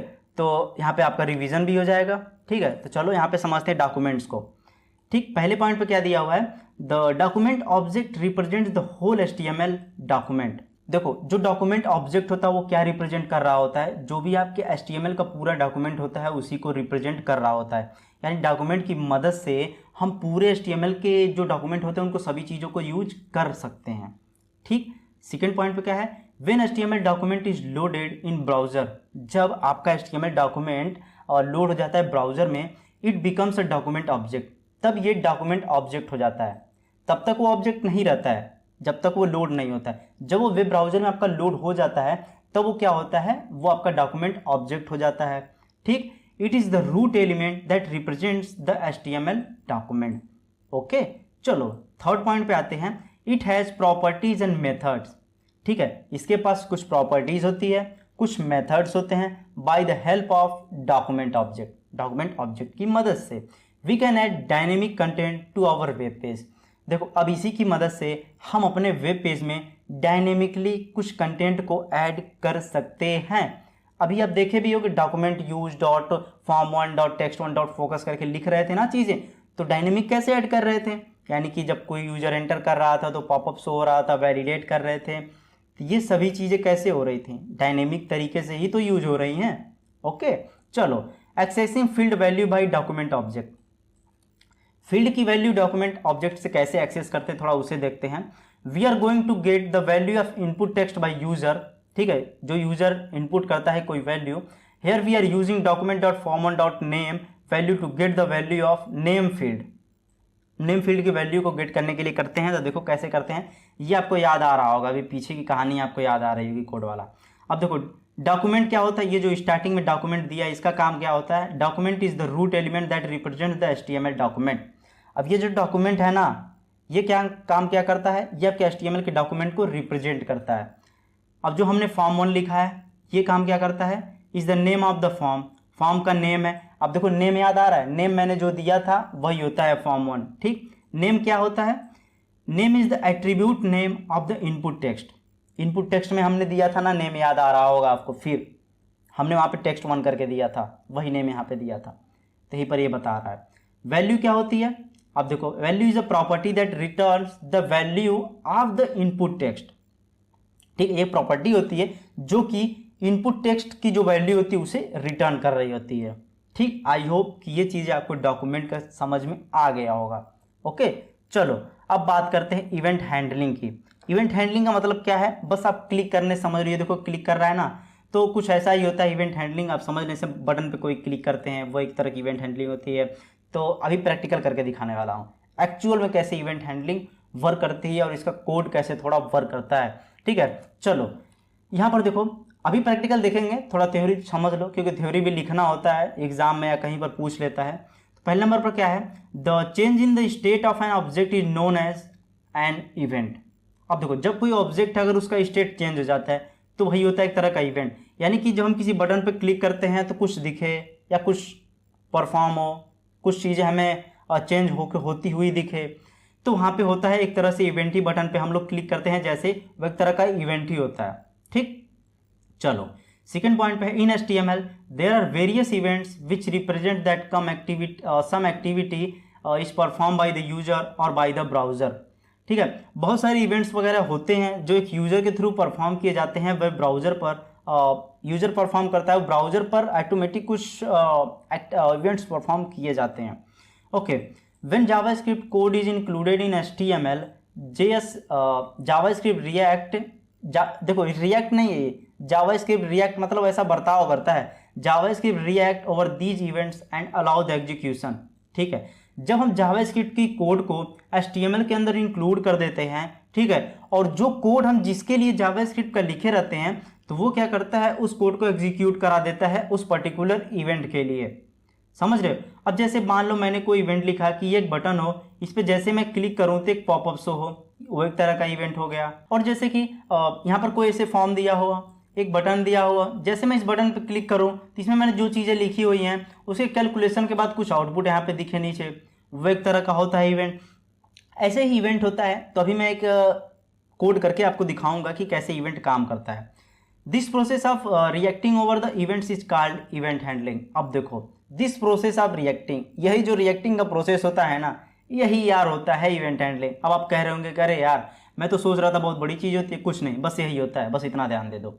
अब ये प्रैक्टिकल कराऊंगा फिर कहोगे अब तो मज़ा ही आ गया। दस JS यानी कि JavaScript handles the HTML events विया इवेंट हैंडलर्स, इवेंट हैंडलर्स के थ्रू सभी चीज़ें हैंडल करता है। चलो अब देखो इवेंट परफॉर्म्ड, किस तरह के इवेंट परफॉर्म होते हैं, जैसे क्लिक के होते हैं, mouse over, mouse out, mouse ले जाते हैं कहीं पर ना किसी ऑप्शन पे, तो वो वाला ये होता है। फिर mouse down, mouse up, mouse move, तो ये माउस पे काफ़ी इवेंट्स वगैरह हम लोग परफॉर्म करते हैं। इवेंट हैंडलर क्या होता है, क्लिक के लिए ऑन क्लिक होता है, माउस ओवर के लिए ऑन माउस ओवर होता है। ये चीज़ें थोड़ी याद करनी पड़ेगी आपको। तो ये कुछ होते हैं इवेंट हैंडलर। डिस्क्रिप्शन में आपको दिया हुआ है कि ये काम क्या होता है। When mouse click on an element, click वाला क्या होता है कि जब माउस किसी बटन पर जैसे क्लिक करता है तो ये इवेंट परफॉर्म होता है। और ये माउस ओवर का क्या है, when the cursor of the mouse comes over the element, जब किसी एलिमेंट के ऊपर या कह लो किसी बटन्स के ऊपर या किसी टेक्स्ट के ऊपर जब आपका माउस का कर्सर जाता है तो ये आपका इवेंट परफॉर्म होता है। तो चलो फटाफट इन दोनों को प्रैक्टिकल करके देखते हैं। और ये जो 4 बचे हैं तो इसे यार प्लीज़ एक बार आप करके देखना जरूर, ठीक है। तो मैं आपको फोर्स नहीं कर रहा हूँ, मत करना आप, मैं कोई फोर्स नहीं कर रहा हूँ। एक बार अगर आप कर लोगे तो आपका एक कॉन्सेप्ट एकदम अच्छे से क्लियर हो जाएगा, क्योंकि फोर्स करके कोई पढ़ाई नहीं होती है, मैं पहले बता देता हूँ। चलो फटाफट इन दोनों को मैं प्रैक्टिकल करके दिखा देता हूं आपको, जिससे आपका कॉन्सेप्ट अच्छे से क्लियर हो जाएगा। तो हम आ चुके हैं VS कोड पर, और जैसा कि मैंने ये आपको ईमेल वैलिडेशन वाला बताया था, तो इसमें से पूरा कट करता हूं इसको, और इसके बाद हम लोग चलते हैं जावास्क्रिप्ट के इवेंट पे। मैंने पहले से कोड लिख रखा है, बहुत छोटा सा कोड है यार, देखो बहुत छोटा सा कोड है, मज़ा आ रहा है देखने में। चलो बहुत बढ़िया, HTML टैग लिया, हेड के अंदर जावास्क्रिप्ट इवेंट्स लिखा, और यहाँ पर आपका स्क्रिप्ट मैंने बॉडी के अंदर लिखा, language JavaScript, type text JavaScript, ये लिखा। चलो इसको छोड़ो, यहाँ पर देखो फंक्शन का कॉन्सेप्ट आ गया, जिसको क्लिक इवेंट का मैंने एक फंक्शन बनाया, और जैसे ये फंक्शन कॉल होगा तो डॉक्यूमेंट डॉट राइट आपका आ जाएगा this is engineering in one video, this is engineering in one video, ये एक इमोजी आ जाएगा। ठीक है, तो इसे एक बार रन करा के देखते हैं। और ये चीज़ देखो, ध्यान देना यहाँ पे, माउस ओवर इवेंट कुछ दिख रहा है, माउस ओवर यहाँ पे दिखा है ना, एक क्लिक वाला देखो कुछ दिख रहा है ना आपको, ये दो चीज़ें हैं, बहुत ही ध्यान देना, समझ रहे हो, मैंने बताया था ना पीछे। नहीं समझ में आ रहा वीडियो, चलो पीछे जाओ, देखो मैंने जो अभी इमेज जो मैंने ऐड किया था एक, उसमें मैंने बता रहा था कि जो मैं 2 बताने जा रहा हूँ कि इसमें इवेंट हैंडलर क्या होते हैं, कैसे फंक्शन काम करते हैं, इसका डिस्क्रिप्शन मैंने दिया था क्या काम करते हैं, तो उसमें ये फंक्शन आपको देखने के लिए मिला होगा। तो सबसे पहले क्लिक इवेंट को मैं देखता हूँ, ये क्लिक इवेंट को मैं देखता हूँ कि ऑन क्लिक करने पर क्या होता है। चलो तो सिंपल सा इसे हम लोग ओपन करते हैं, क्योंकि ये HTML की है तो वेब ब्राउज़र में ओपन होगा। तो यहाँ पर मैं EIB प्रोग्राम में आता हूँ और जावास्क्रिप्ट इवेंट के अंदर जाता हूँ, इवेंट्स को मैं ओपन कर लेता हूँ, ये ओपन हो गया।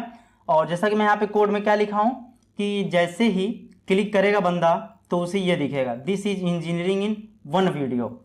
चलो क्लिक करके मैं देखता हूँ, और देखो ये दिया है कीप कर्सर ओवर मी, ये ओवर वाला है, और हु इज दिस, इस बटन में हु इज दिस लिखा हूँ। हु इज दिस कहाँ लिखा हूँ मैं, ये देखो वैल्यू मैंने पास किया है हु इज दिस, ठीक है, वही वैल्यू यहाँ पे दिख रही है। देखो मैं इसलिए बारीक से बता रहा हूँ कि चीज़ें आपको समझ में आए सभी चीज़।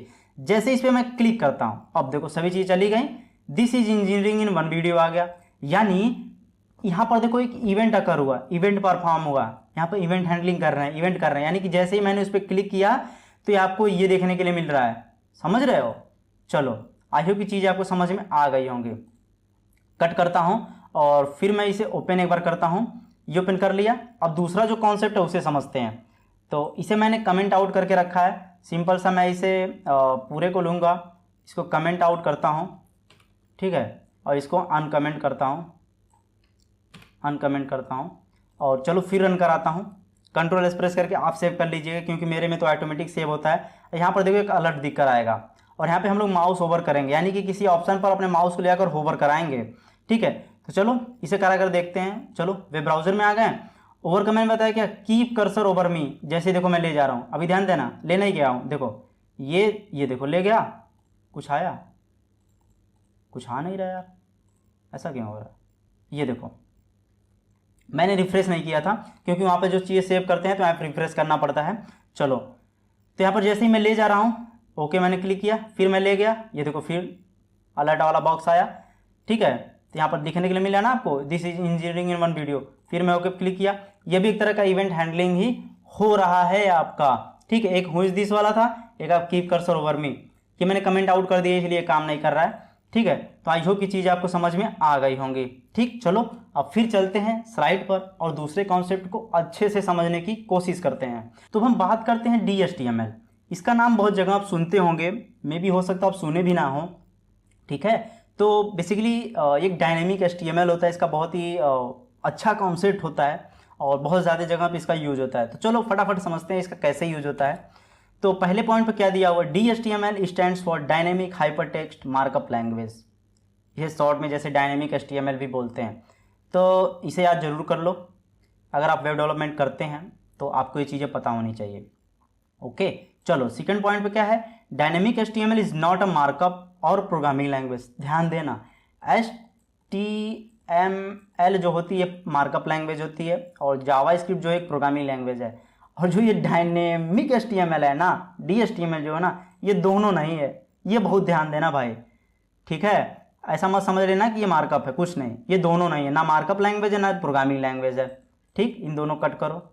चलो but it is a term that combines the features of various web development technology. बहुत सारी वेब डेवलपमेंट टेक्नोलॉजी के जो फीचर्स होते हैं इसमें कंबाइन होता है for creating the web page dynamic and interactive. जो वेब पेज होता है उसे डायनेमिक एंड इंटरेक्टिव बनाने के लिए हम लोग करते हैं।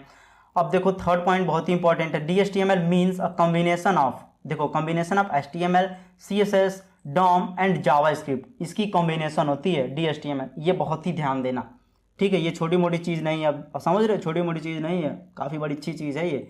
The DHTML application was introduced by Microsoft के थ्रू इंट्रोड्यूस किया गया था with the release of fourth version of Internet Explorer in 1997। 1997 में जब फोर्थ वर्जन रिलीज किया गया था इंटरनेट एक्सप्लोरर का, तो उसी के साथ माइक्रोसॉफ्ट ने इसे इंट्रोड्यूस किया था, ठीक है। तो आई होप कि इसके सारे कॉन्सेप्ट आपको समझ में आ गए होंगे कि एक्चुअल में DHTML क्या होता है। तो यूजेस थोड़ा समझ लेते हैं कि अब भाई DHTML का यूज कहाँ पे होता है। मैंने तो बोल दिया ना, बहुत अच्छी अच्छी जगह पे यूज होता है। तो फटाफट पहला पॉइंट क्या है, it is use for designing the animated and interactive web pages that are developed in real time, ठीक, इसके लिए यूज करते हैं। और DHTML helps users by animating the text and images in their documents. अब देखो डॉक्यूमेंट्स में कुछ यूजर्स को एनिमेटिंग करना होता है ना, इमेजेस वगैरह में, तो वहाँ पे काफ़ी हेल्प करता है, ठीक। चलो, it also allows the page author for including the drop down menus और रोल ओवर बटन्स। अब जो पेज का जो ऑथर्स होता है उसे ड्रॉप डाउन मेनूज वगैरह इंक्लूड करने के लिए, ठीक है, ये अलाउ करता है। अब चलो लास्ट जो ऑप्शन है इसका मतलब क्या है, this term is also use to create various browse based action game. जो ब्राउज बेस्ड एक्शन गेम बहुत सारे आप लोग देखे होंगे, तो वहाँ पे इसका यूज किया जाता है, समझ रहे हो, इसका यूज वहाँ पे किया जाता है। तो अब आप समझ रहे हो गेमिंग में अगर यूज किया जा रहा तो कितनी अच्छी चीज़ है ये, और काफ़ी अच्छी टेक्नोलॉजी भी है। तो आई होप कि DHTML के बारे में ये कॉन्सेप्ट तो आपको क्लियर हो गए होंगे। अब कोई आपसे अगर पूछता है कि DHTML क्या होता है तो आप उसके बारे में काफ़ी चीज़ें बता सकते हो। तो चलो अब देखते हैं इंट्रोडक्शन टू एजेक्स। एजेक्स बहुत ही इंपॉर्टेंट कॉन्सेप्ट है, इसे आप मिस ना करना, बहुत ही ध्यान से समझना, क्योंकि बहुत ही इंपॉर्टेंट ये कॉन्सेप्ट है।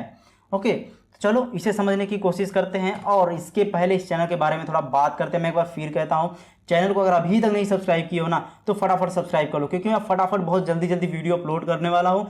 तो अगर आप सब्सक्राइब नहीं किए रहोगे ना, तो वीडियो आपको मिलेगी नहीं और वीडियो आपसे मिस हो जाएगी। तो फटाफट चैनल को सब्सक्राइब करो और बेल आइकन को क्लिक कर लो, नोटिफिकेशन को ऑन कर लो, ताकि जो ही वीडियो को मैं अपलोड करूँ तो उसकी नोटिफिकेशन तुरंत आपको मिल जाए और वो वीडियो आप देख लो और वीडियो आपसे मिस ना हो। तो फटाफट चैनल को सब्सक्राइब करो और एक वीडियो का एक लाइक जरूर दो यार, एक लाइक जरूर करो और कमेंट करके मुझे बताओ ये वीडियो आपको कैसी लग रही है। एटलीस्ट आप इतना कमेंट कर दो कि हाँ ये वीडियो मेरे लिए हेल्पफुल है। मुझे यार बहुत अच्छा लगता है जब आप लोग कमेंट करते हो, जब लाइक करके बताओगे। यार जब तक आप लोग लाइक नहीं करोगे तो मुझे कैसे पता चलेगा कि मैं जो वीडियो लोगों के लिए बना रहा हूँ उन लोगों को अच्छी लग रही है। कमेंट करके मुझे बताओ कि कैसी लग रही है, ठीक है। तो अभी 5 मिनट का हम लोग ब्रेक लेते हैं, क्योंकि काफ़ी देर से आप लोग वीडियो देख रहे हैं, हो सकता है कंटिन्यू देख रहे हो। तो जाओ 5 मिनट का रेस्ट लो और ये कमेंट, सब्सक्राइब एंड लाइक वाला भी काम कर दो, और फिर 5 मिनट के बाद आओ, फिर इस वीडियो को देखते हैं। तो हम बात करते हैं इंट्रोडक्शन टू एजेक्स की, ठीक है। तो पहले पॉइंट पे समझते हैं। Ajax is a acronym for asynchronous JavaScript. ये ध्यान देना, जावास्क्रिप्ट और एसिंक्रोनस का भी ध्यान देना। एसिंक्रोनस जावास्क्रिप्ट एंड XML, ठीक है। It is a group of interrelated technologies like JavaScript, DOM, XML, HTML, XHTML, CSS, XML, HTTP request, etc. चलो, ये सिंक्रोनस का मतलब क्या होता है? सबसे बड़ी चीज़ तो ये समझो। एक चीज़ मैं एग्जांपल देने जा रहा हूँ, इसे बहुत ध्यान से समझना। अभी कहीं दिमाग चल रहा है तो पहले यहाँ पे कॉन्सेंट्रेट कर लो, ठीक है। चलो, सिंक्रोनस का मतलब क्या होता है कि एक टाइम पे, समझना, एक टाइम पे अगर कोई बंदा एक काम कर रहा है तो वो होता है सिंक्रोनस। एक टाइम पे अगर कोई बंदा मल्टीपल लोग एक काम को, मतलब मल्टीपल लोग अगर काम को कर रहे होते हैं तो वहाँ पे होता है एसिंक्रोनस। नहीं समझे? अब देखो, यहाँ पे मैं एक बॉल लगता हूँ, ठीक है, और इस बॉल को मैं बोलता हूँ कि इस बास्केट के अंदर डालना है। और ये जो बॉल हैं, बहुत सारे बॉल हैं, ध्यान देना, बहुत सारे बॉल हैं, और यहाँ पर एक आदमी खड़ा है। इस आदमी को बोला जा रहा है कि तुम इस बॉल को लो और इस बास्केट में जल्दी जल्दी डालो। तो ये क्या करता, बॉल को उठाता, जल्दी जल्दी डालना शुरू कर देता है। यहाँ पे लिमिट सेट होती है कि एक ही इंसान को ये बॉल उठा के इसमें डालना है। तो ये बताओ यहाँ पे टाइम ज़्यादा लगेगा कि कम लगेगा? आप ही बताओ। जाहिर सी बात है टाइम आपका इंक्रीज होगा, ज़्यादा टाइम लगना है। यहीं पर अगर आपको एक से ज़्यादा इंसान को अगर बोल दिया जाता है कि तुम सभी लोग मिलके इतने बॉल को इस बास्केट में डालो, तो यहाँ पे टाइमिंग क्या होगी आपकी, इंक्रीज हो जाएगी और आपका बॉल जो होगा जल्दी से चला जाएगा। तो एक टाइम पे ये बंदा एक ही बॉल को इसमें लेकर डाल रहा था, यही था सिंक्रोनस। और जब मल्टीपल लोग आकर लगे काम को करने, इस बॉल को यहाँ पे डालने जल्दी पड़ गया, यही होता है एसिंक्रोनस। अब आते हैं कॉन्सेप्ट आपका वेब की दुनिया में कि क्या होता है। आप बहुत सारी वेबसाइट को देखते होंगे जो रिफ्रेश नहीं होती है, अब सिंगल पेज एप्लीकेशन बनती है। अभी चलो प्रैक्टिकल करके दिखाऊंगा, वहाँ पे समझ में आ जाएगा। अभी ये बताओ आपको सिंक्रोनस ये सिंक्रोनस आया समझ में कि नहीं? अपने मन से क्वेश्चन पूछो, नहीं समझ में आया तो फिर से बैक करो फिर समझो, ठीक है। इतना ध्यान देना, सिंक्रोनस में एक टाइम पे एक ही रिक्वेस्ट जा रही होती है, ठीक है। और ये सिंक्रोनस में क्या होता है, मल्टीपल रिक्वेस्ट जा रही होती हैं, जो कि बहुत ही अच्छी होती है, फास्ट होती है। ज़्यादा रिक्वेस्ट आप कर रहे होते हैं, ज़्यादा रिक्वेस्ट करते हैं और आउटपुट आ रहा होता है आपके पास, ठीक है। चलो इसके बाद बात करते हैं, Ajax is not a programming language. Ajax कोई एक प्रोग्रामिंग लैंग्वेज नहीं है, ये ध्यान देना, ठीक। चलो, Ajax is a technique for accessing web server from a web page. ये एक तरह की टेक्निक होती है जिससे हम वेब सर्वर को एक्सेस करते हैं फ्रॉम वेब पेज। हम कोई वेबसाइट पे विजिट करते हैं, फॉर एग्जांपल के लिए www.facebook.com पे विजिट किए, वहाँ से उसके पेज से हम अगर कुछ करते हैं, कोई भी ऑपरेशन परफॉर्म करते हैं तो सर्वर से होता है ना, यानी कि हम वेब पेज से सर्वर से इंटरैक्ट करने के लिए, एक्सेस करने के लिए एजेक्स टेक्निक को यूज करते हैं, ठीक। अब देखो, Ajax allow you to send and receive data asynchronously without reloading the web page, so it is fast। अब मैंने asynchronous का कॉन्सेप्ट बता दिया था, ठीक। ये सेंड एंड रिसीव करने के लिए, और जो कि रीलोडिंग, विदाउट रीलोडिंग, ये ध्यान देना, आपका पूरा पेज विदाउट रीलोड नहीं होता है। तो मैं अभी एक वेबसाइट का एग्जांपल लूंगा, लाइव दिखाऊंगा आपको कैसे रीलोड होता है, कैसे नहीं रीलोड होता है, ठीक है। सिंगल पेज एप्लीकेशन का कॉन्सेप्ट सिखा दूंगा, मतलब बता दूंगा, दिखा दूंगा आपको। चलो, Ajax allows you to send only important information to the server, not the entire page। जो पूरा पेज होता है, पूरी इंफॉर्मेशन नहीं जाती है, बस कुछ इंपॉर्टेंट इंफॉर्मेशन होती है, वही सर्वर तक जाती है, रिक्वेस्ट सर्वर तक जाती है, फिर वहां से आपका रिस्पॉन्स मिलता है, ठीक। So only valuable data from the client side is routed to the server side. Route जो होता है, जैसे कि आप कोई रिक्वेस्ट करते हो, आपकी होती है HTTP या HTTPS, जो भी रिक्वेस्ट होती है वो आपकी सर्वर तक जाती है, फिर वहाँ से एज ए रिस्पॉन्स में आता है आपका, यानी कि जो रिक्वेस्ट जा रही होती है उसमें कुछ तो डेटा होगा ना, जाएगा कि क्या आप रिक्वेस्ट कर रहे हैं, तो कुछ इंपॉर्टेंट इन्फॉर्मेशन ही जा रही होती है सर्वर पर। या समझ लो, आप समझ लो कि अगर थोड़ी सी इन्फॉर्मेशन जाएगी तो जल्दी से वहाँ पे एग्जीक्यूट हो जाएगी और जल्दी से रिस्पॉन्स मिल जाएगा, यानी कि आपका जो होता है ना चीज़ें काफ़ी फास्ट कर देती है।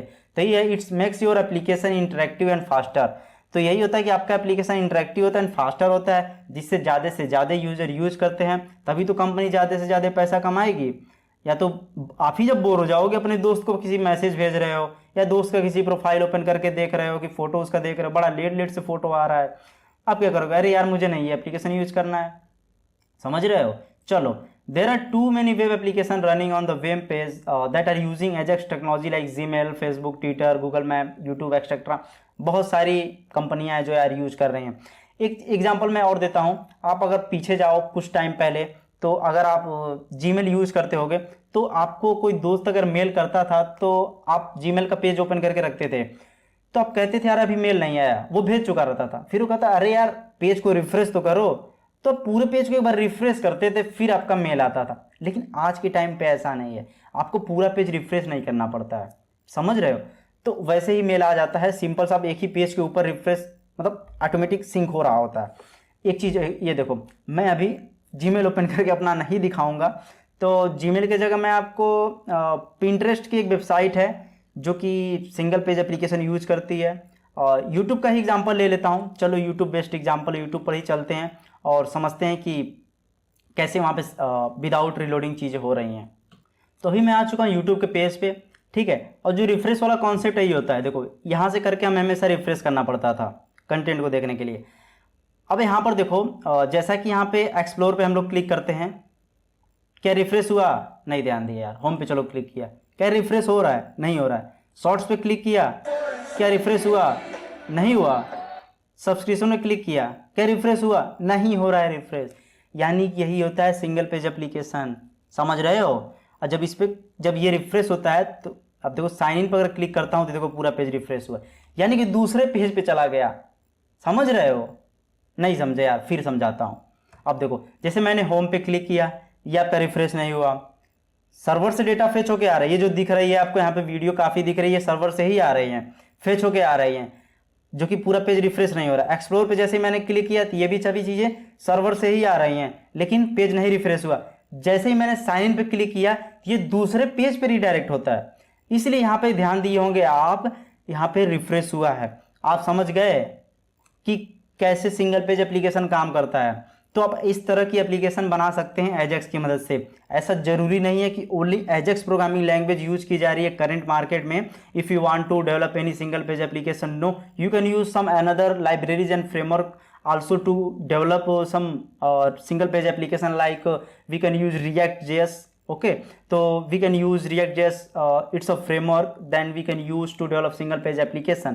ओके तो काफ़ी सारे लाइब्रेरी एंड फ्रेमवर्क्स अवेलेबल हैं मार्केट में, हम बहुत ही आसानी से यूज कर सकते हैं सिंगल पेज एप्लीकेशन बनाने के लिए। ओके, आई होप ये कॉन्सेप्ट आपको क्लियर हो गए होंगे। चलो फिर चलते अपनी स्लाइड पे और नेक्स्ट कॉन्सेप्ट को समझने की कोशिश करते हैं। अब देखो एजेक्स काम कैसे करता है। अब ये मोहतरमा है बता रही हैं कि देखो कैसे काम करता है।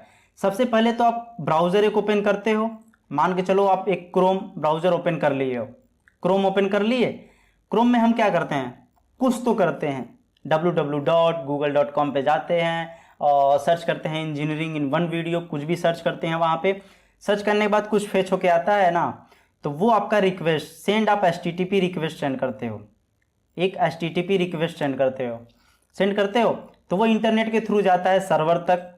ठीक है, सर्वर पे ही आपका सभी डेटा वगैरह होता है, तो सर्वर पर वो आपकी HTTP रिक्वेस्ट प्रोसेस होती है, जहाँ पे आपका एक रिस्पॉन्स क्रिएट होता है और send back to the browser. फिर वो ब्राउज़र को इंटरनेट के थ्रू ही सेंड कर दिया जाता है। अब देखो process the return data using JavaScript, और जो प्रोसेस होती है ना वो जावास्क्रिप्ट के थ्रू रिटर्न की जाती है, समझ रहे हो ना, जावास्क्रिप्ट के थ्रू यूज की जाती है, रिटर्न आती है। अपडेट पेज कंटेंट, और आपका जो पेज का जो कंटेंट होता है वो आपका रिटर्न हो जाता है। अब मैं एग्जांपल बताता हूँ यूट्यूब का। यूट्यूब पे जैसे ही मैंने लेफ्ट साइड में एक बटन पर क्लिक किया तो एक रिक्वेस्ट गई, HTTP रिक्वेस्ट गई, सर्वर पर गई, सर्वर पर वो आपका एग्जीक्यूट हुआ, एग्जीक्यूट होने के बाद फिर वो आपको पेज पर दिख गया, जो कि आपका पेज का कंटेंट आपका चेंज हो गया। तो ये चेंज हो गया ना, आप तो कह रहे होंगे कि यार तो तुरंत चेंज हो गया, मुझे कैसे पता चलेगा पीछे हुआ। तो ये जो प्रोसेस होती है काफ़ी फास्ट होती है, बैकएंड में हमें पता नहीं चलता है। So as a being computer science student हमें ये सभी चीज़ें पता होनी चाहिए। ओके, तो आई होप कि आपको एजेक्स का कॉन्सेप्ट क्लियर हो गया होगा। तो अगर आ गया क्लियर तो यार एक लाइक तो बनता है इसके लिए, कमेंट करो, कमेंट करके बताओ कि हाँ मेरा कॉन्सेप्ट क्लियर हो गया। चलो अब बात करते हैं इंटरनेट एड्रेसिंग, इसमें बहुत मज़ा आने वाला है। इंटरनेट एड्रेसिंग की दुनिया यार बहुत ही मस्त है, हम इसे घिरे रहते हैं चारों तरफ से डेली। अगर आप जानते हैं तो बहुत अच्छी बात है, आज जान जाओगे कि एक्चुअल में इंटरनेट एड्रेसिंग की दुनिया कैसी है, कैसे चीज़ें काम करती हैं, बड़ा मज़ा आने वाला है। चलो इंटरनेट एड्रेसिंग में सबसे पहले देखो ये IP एड्रेस की बात करते हैं। IP एड्रेस बहुत बार देखे होंगे, कहते होंगे यार मेरा IP एड्रेस जान जाएगा तो फोन मेरा हैक कर लेगा, मेरा डेटा चुरा ले जाएगा। तो ऐसा नहीं होता है, पॉसिबल नहीं है कि किसी का IP एड्रेस पा जाओ तो पूरा डेटा ही गायब कर दो। बहुत कुछ लोकेशंस वगैरह, काफ़ी कुछ सर्विस प्रोवाइडर वगैरह की चीज़ें निकाल सकते हो IP एड्रेस से, बहुत सारी चीज़ें नहीं निकलती, यही सत्य है। ठीक, चलो पहले नंबर पर देखते हैं IP address stands for internet protocol address. IP का फुल फॉर्म होता है इंटरनेट प्रोटोकॉल, और जो एड्रेस है वो तो एड्रेस है ही, इंटरनेट प्रोटोकॉल एड्रेस इसका फुल फॉर्म होता है। ओके, चलो it is an identifying number that is associated with a specific computer और कंप्यूटर नेटवर्क। ये एक आइडेंटिफाई नंबर होता है जो किसी एक कंप्यूटर या कंप्यूटर नेटवर्क से एसोसिएटेड होता है। फॉर एग्जांपल के लिए आपका कोई नाम है ना, आपका कोई नाम है, आपका नाम चलो है कुछ भी, अलग ही बात है। आपका कहाँ कहीं पे घर है ना, तो घर का कोई एड्रेस तो है, तभी तो आप पोस्ट ऑफिस से कुछ चीज़ सेंड करोगे तो आपके घर पे पहुंचेगा। आपके घर का एड्रेस है, मकान नंबर है, बहुत सारी चीज़ें हैं, तो एक स्पेसिफिक आपके घर का लोकेशन है, एड्रेस है, जिसकी मदद से कोई आपके घर पे जाता है, पोस्ट ऑफिस से सामान जाता है, एड्रेस रहता है तभी तो जाता है ना। ठीक, तो यही है आपके घर का वो आइडेंटिफिकेशन ही होता है, एड्रेस आइडेंटिफाई कर रहा होता है कि इस बंदे का घर यहाँ पे है। चलो यहाँ पर देखो, when connected to the internet the IP address allows the computer to send and receive information. जब हम इंटरनेट से कनेक्ट होते हैं, तो आईपी एड्रेस ही हमें अनुमति देता है, कंप्यूटर को अनुमति देता है, ठीक है, कि वो सेंड कर सके और रिसीव कर सके इंफॉर्मेशन को। तो कैसे होता है अभी आगे देखेंगे हम वो सभी चीज़ें। तो यहाँ पर पहले पॉइंट पे देखो, your device directly request your internet service provider which then grant your device access to the web. अब एक सर्विस प्रोवाइडर होता है, आईएसपी का नाम आप लोग सुने होंगे, इंटरनेट सर्विस प्रोवाइडर होता है, जो जिसके थ्रू हमें आईपी एड्रेस वगैरह काफ़ी चीज़ें मिलती हैं और उसी की तरह हम वेब वगैरह एक्सेस कर पाते हैं। ऐसा नहीं है जो चीज़ हम लोग इंटरनेट पर सर्च करते हैं वो डायरेक्ट जाता है सर्वर पे, ऐसा नहीं होता है। जिसका ही हम सर्विस यूज करते हैं, जियो का आप लोग यूज कर रहे हो तो उसके पास उस सर्विस प्रोवाइडर के पास जाते हैं। जैसे मान के चलो आप एक राउटर यूज कर रहे हैं, किसी का वाईफाई यूज कर रहे हो, तो वाईफाई जैसे आप कनेक्ट हो ना, तो वाईफाई के थ्रू, केबल के थ्रू होते हुए सर्विस प्रोवाइडर के पास जाएगा, फिर सर्विस प्रोवाइडर के बाद आगे जाएगा, फिर वैसे घूमते घूमते फिर सर्विस प्रोवाइडर के साथ होते हुए आपके पास आएगा। तो ये चीज़ें बहुत ही फास्ट हो रही होती हैं, हमें पता नहीं चलता है। तो आज आपको क्लियर हो जाएगा कि चीज़ें बैकएंड में कैसे चलती हैं। ठीक, चलो। And an IP address is assign to a device from the given range available. ऐसा भी नहीं है कि रैंडमली कुछ भी दे दिया जाएगा आपके डिवाइस को एड्रेस, एक रेंज होता है, उसी के रेंज में दी जाती है आपको आईपी एड्रेस। अभी मैं बताऊंगा कितने बिट में होता है, कितने डिजिट के ऊपर नहीं देना होता है, काफ़ी चीज़ें बताऊंगा। क्लासेस का कॉन्सेप्ट होता है, किस क्लास के अंदर आईपी एड्रेसेस आती है आपकी, तो अभी आगे बताने वाला हूँ, जस्ट चिल। ओके, चलो। Your internet activity goes through your service provider. जितनी भी इंटरनेट की एक्टिविटी होती है सर्विस प्रोवाइडर के थ्रू जाती है, and that they route is back to you using your IP address. IP addresses के थ्रू ही एक रास्ता बनता है, उसी के थ्रू डेटा आता जाता है। ठीक, अब देखो, कभी कभी आप सुनते होंगे कि किसी बंदे ने कोई फोटो पोस्ट कर दी, सुनते होंगे ना कि किसी नेता की फोटो पोस्ट कर दी या अनरिलेवेंट कंटेंट को इंटरनेट पे पब्लिश कर दिया, तो उसे पकड़ लिया जाता है, आता है ना। यानी कि कैसे होता है, आईपी एड्रेसेस के थ्रू होता है, यानी कि वो आईपी एड्रेसेस उसका जो होता है service ISP internet service provider के पास होता है, वो पता लगा लेता है कि कौन है खुरापाती कर रहा है। तो ऐसे ही चीज़ें होती हैं। तो मैं एक रियल लाइफ का एग्जांपल इसलिए दे रहा हूँ ताकि आप रिलेट कर पाएँ कि हाँ ये चीज़ें भी होती हैं।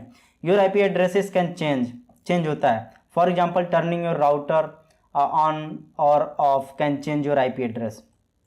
ठीक है, जैसे राउटर अगर आप बंद या ऑन ऑफ करते हैं ना, तो उसकी वजह से भी आपकी आईपी एड्रेसेस वगैरह चेंज हो सकती हैं।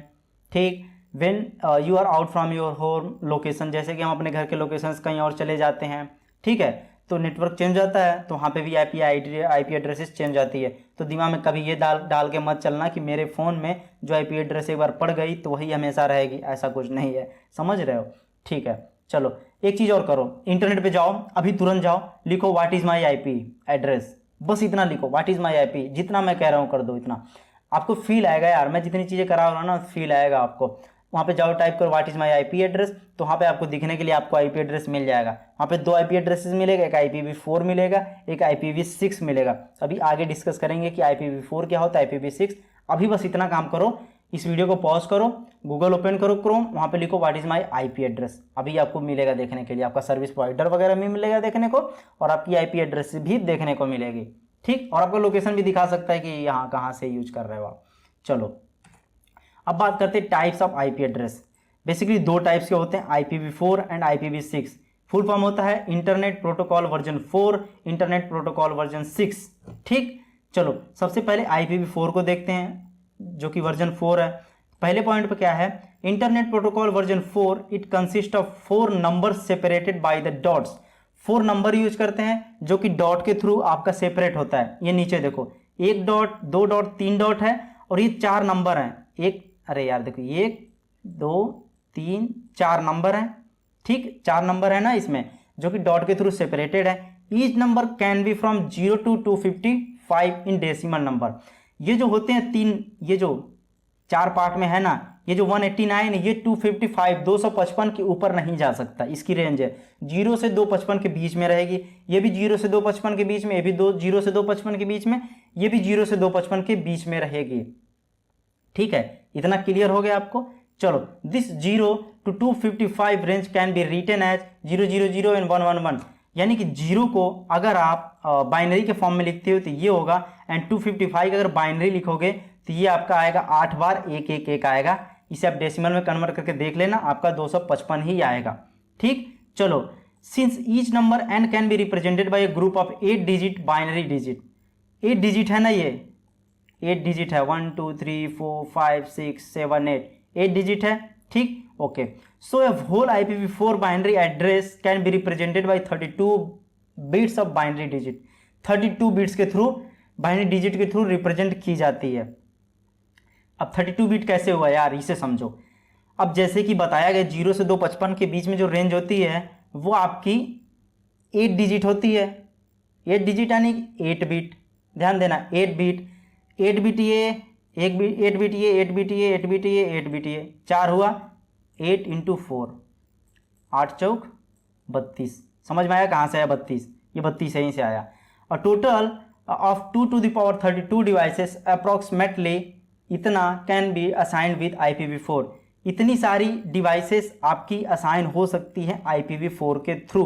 2 to the power 32 जितने बीट्स होते हैं उसी की हम पावर कर देते हैं डिवाइस निकालने के लिए, कितनी सारी IPv डिवाइसेस हम लोग दे सकते हैं IP एड्रेस।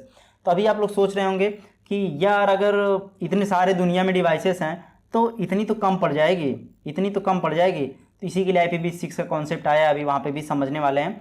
तो इस गुड्डा देखो बेचारा स्माइल कर रहा है, तो आप भी एक स्माइल करो और इस वीडियो को एंजॉय करो। ठीक है, तो अगर इंटरनेट पे अभी आप लिखे होंगे what is my IP address, इसीलिए मैं बोला हूँ कि जाओ लिखो एक बार। तो लिखे होगे तो ऐसा कुछ आपको देखने के लिए मिला होगा, मिला है ना? तो कमेंट करके मुझे बताओ कि हाँ, देखो टाइम स्टैम्प लिखो एंड कमेंट करके मुझे बताओ कि हाँ मैंने रन किया और मुझे ऐसा देखने को मिला।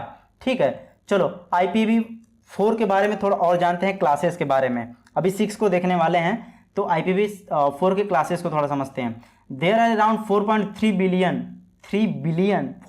Billion IPv4 addresses and managing all those addresses without any scheme in next to possible. अब बताओ, अगर 4.3 बिलियन एड्रेसेस हैं तो इनको मैनेज करना भी तो चाहिए। अगर मैनेज नहीं किया जाएगा तो कहीं पता चलेगा किसी एक ही इंसान को सेम ही IP एड्रेस प्रोवाइड कर दी गई है, समझ रहे हो? तो काफ़ी प्रॉब्लम होगी, इसलिए इनको मैनेज करने के लिए क्लासेस बनाए गए हैं। समझ रहे हो ना, क्लासेस बनाए गए हैं। होता है ना यार कि एक क्लास में बहुत सारे बच्चे अगर आ जाएंगे तो टीचर बेचारा मैनेज ही नहीं कर पाएगा, तो 2-3 क्लास बना देता है कि चलो 3-4 क्लास रहेगा तो बच्चे कम कम रहेंगे तो मैनेज हो जाएंगे।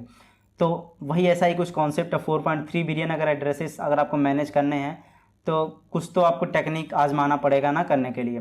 For easier management and assignment IP addresses और organise in numeric order and divided into the following 5 classes. 5 classes में आपका ये डिवाइड है, class A, class B, class C, class D, class C।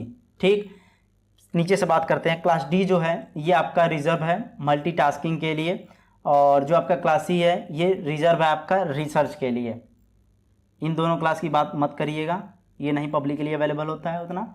ठीक है, अब देखो क्लास A के अंदर 0 से 127 तक आपका आता है। मैक्सिमम नंबर ऑफ नेटवर्क 128 होते हैं। ठीक, अब देखो क्लास B जो होते हैं ये आपके मैक्सिमम नंबर ऑफ नेटवर्क कितने होते हैं? 16,384। क्लास C के अंदर होती है 192 से 223 होती है, जो आपकी होती है कितना है, इसे काउंट कर लेना यार, इतना होती है। ठीक, आई होप कि समझ में आ गया होगा। अब देखो इस IP एड्रेसेस को क्लास की मदद से समझने की कोशिश करते हैं। 189 किसके अंडर में आ रहा है? 0 से 127 में नहीं आ रहा है, 128 से 191 के आ रहा है, यानी कि ये क्लास B के अंदर है। समझ रहे हो? ऐसी चीज़ें होती हैं। आई होप की चीज़ें आपको समझ में आ रही है। तो ऐसे ही असाइन किया जाता है यार। ठीक है, और जैसे कि अगर राउटर लगा होगा ना, अगर आप किसी को शेयर करते हो तो ये आपकी लास्ट की यही चेंज होती है, बाकी सेव होती है ये। और ध्यान देना 255 से ज़्यादा नहीं होगी। तो कंप्यूटर नेटवर्क की जब मैं वीडियो बनाऊंगा ना तो उसमें इतना डिटेल में आपको बता दूंगा, तो आप इतना कॉन्सेप्ट क्लियर हो जाएगा ना कि आप पता लगा लोगे कि ये बंदा नेटवर्क से कनेक्ट है तो इसकी IP एड्रेस कैसे होगी, क्या होगी, काफ़ी चीज़ें आप पता लगा लोगे। समझ रहे हो? तो बहुत मज़ा आने वाला है कंप्यूटर नेटवर्क की वीडियो में, जल्दी मैं अपलोड करने वाला हूँ वो वीडियो। ओके, तो चलो समझते हैं अब IPv6 को। पहला पॉइंट पे देखो, there is a problem with IPv4 address. एक प्रॉब्लम थी, क्या थी? With IPv4 we can connect only the above number of 4 billion devices. ठीक, uniquely and apparently there are much more devices in the world to be connected to the internet. वही problem आई कि internet बहुत सारी devices हैं जो कि internet से कनेक्ट होती हैं, और इतने अगर IPv4 ही रहा तो हम कनेक्ट कर ही नहीं पाएंगे सभी को एड्रेस। समझ रहे हो ना, एड्रेस के थ्रू ही तो कनेक्ट होता है यार। देखो 2 घर हैं, अगर इन दोनों घर से कम्युनिकेट करना है, इस घर का सामान यहाँ पे पहुँचाना है, इस घर का सामान यहाँ पहुँचाना है, बिना एड्रेस के कैसे पहुँचाओगे? तो वही होता है, ये आप हैं, ये आपकी गर्लफ्रेंड या फिर आपका दोस्त या जो भी हो, तो अगर इसे चैट करना है, कोई फाइल सेंड करनी है तो इसका एड्रेस आपके पास होना चाहिए। इसको अगर कोई फाइल आपको सेंड करनी है तो आपका एड्रेस इसके पास होना चाहिए, तभी तो यार सेंड करोगे। ऐसी चीज़ें होती हैं, नॉर्मल भाषा में समझो। चलो सेकेंड पॉइंट पे क्या है, so gradually we are making our way to IPv6 address which is 128 bit IP address. ये 128 बिट की होती है, वो 32 बिट्स का था, ये 128 बिट। तो वही ये डिवाइसेस फाइंड करने के लिए 2 to the power 128 करेंगे तो आपको पता चलेगा इतनी सारी डिवाइसेस को आप असाइन कर सकते हैं। ऐसा कुछ होता है आपका IPv6, समझ रहे हो? ऐसे ही होता है आपका IPv6। तो अगर आप what is my IP address लिखे होगे ना गूगल पे, तो ये दोनों चीज़ें मिले होंगी आपको देखने के लिए। इसीलिए मैं कह रहा था कि जाओ एक बार देखो, अभी भी देर नहीं है, वीडियो को पॉज करो, एक बार जाओ सर्च करो what is my IP address Google पर, उसके बाद आपको आपकी IPv4 IPv6 देखने के लिए मिलेगी। एक बार ध्यान से देखना, फिर आप देखोगे हाँ इस क्लास के अंदर आ रहा है, मेरी IP एड्रेस ये है, अरे यार ऐसे ही भी होती है, ठीक है। तो ऐसी चीज़ें होती। एक चीज़ और देखो, अगर आपके घर में राउटर लगा होगा, आप अपने फ़ोन में ओपन करना IP एड्रेस, और अपने घर में मम्मी पापा भाई बहन जो भी होगा उनके फ़ोन में आप लोग ऐसे ही IP एड्रेस देखिएगा, कैसा देखने के लिए मिलेगा एक बार देखना, फिर मुझे बताना कि क्या देखने के लिए मिले। सेम मिल रहा है IP एड्रेस सबके में देखने के लिए कि डिफरेंट देखने के लिए मिल रहा है IP एड्रेस, फिर मुझे कमेंट करके बताना कि हाँ आपने देखा और आपको क्या डिफरेंट देखने के लिए मिला। चलो अब बात करते हैं iNet एड्रेस के बारे में। ये काफ़ी इंपॉर्टेंट कॉन्सेप्ट है, इसे थोड़ा ध्यान से आप लोग समझना। तो iNet एड्रेस का कॉन्सेप्ट क्या है? The java.net.inet address class provides method to get the IP address from any host name. किसी होस्ट नेम से IP एड्रेस गेट करने के लिए एक तरह का मेथड हमें प्रोवाइड करता है ये। An IP address is represented by 32 bits और 128 बिट अनसाइंड नंबर। ये रिप्रेजेंटेड 32 बिट्स 128 बिट्स से रिप्रेजेंट वगैरह होता है, ठीक। चलो iNet एड्रेस कैन हैंडल बहुत IPv4 एंड IPv6 एड्रेस। ये दोनों IPv4 एंड IPv6 दोनों तरीके के एड्रेस को हैंडल कर सकता है।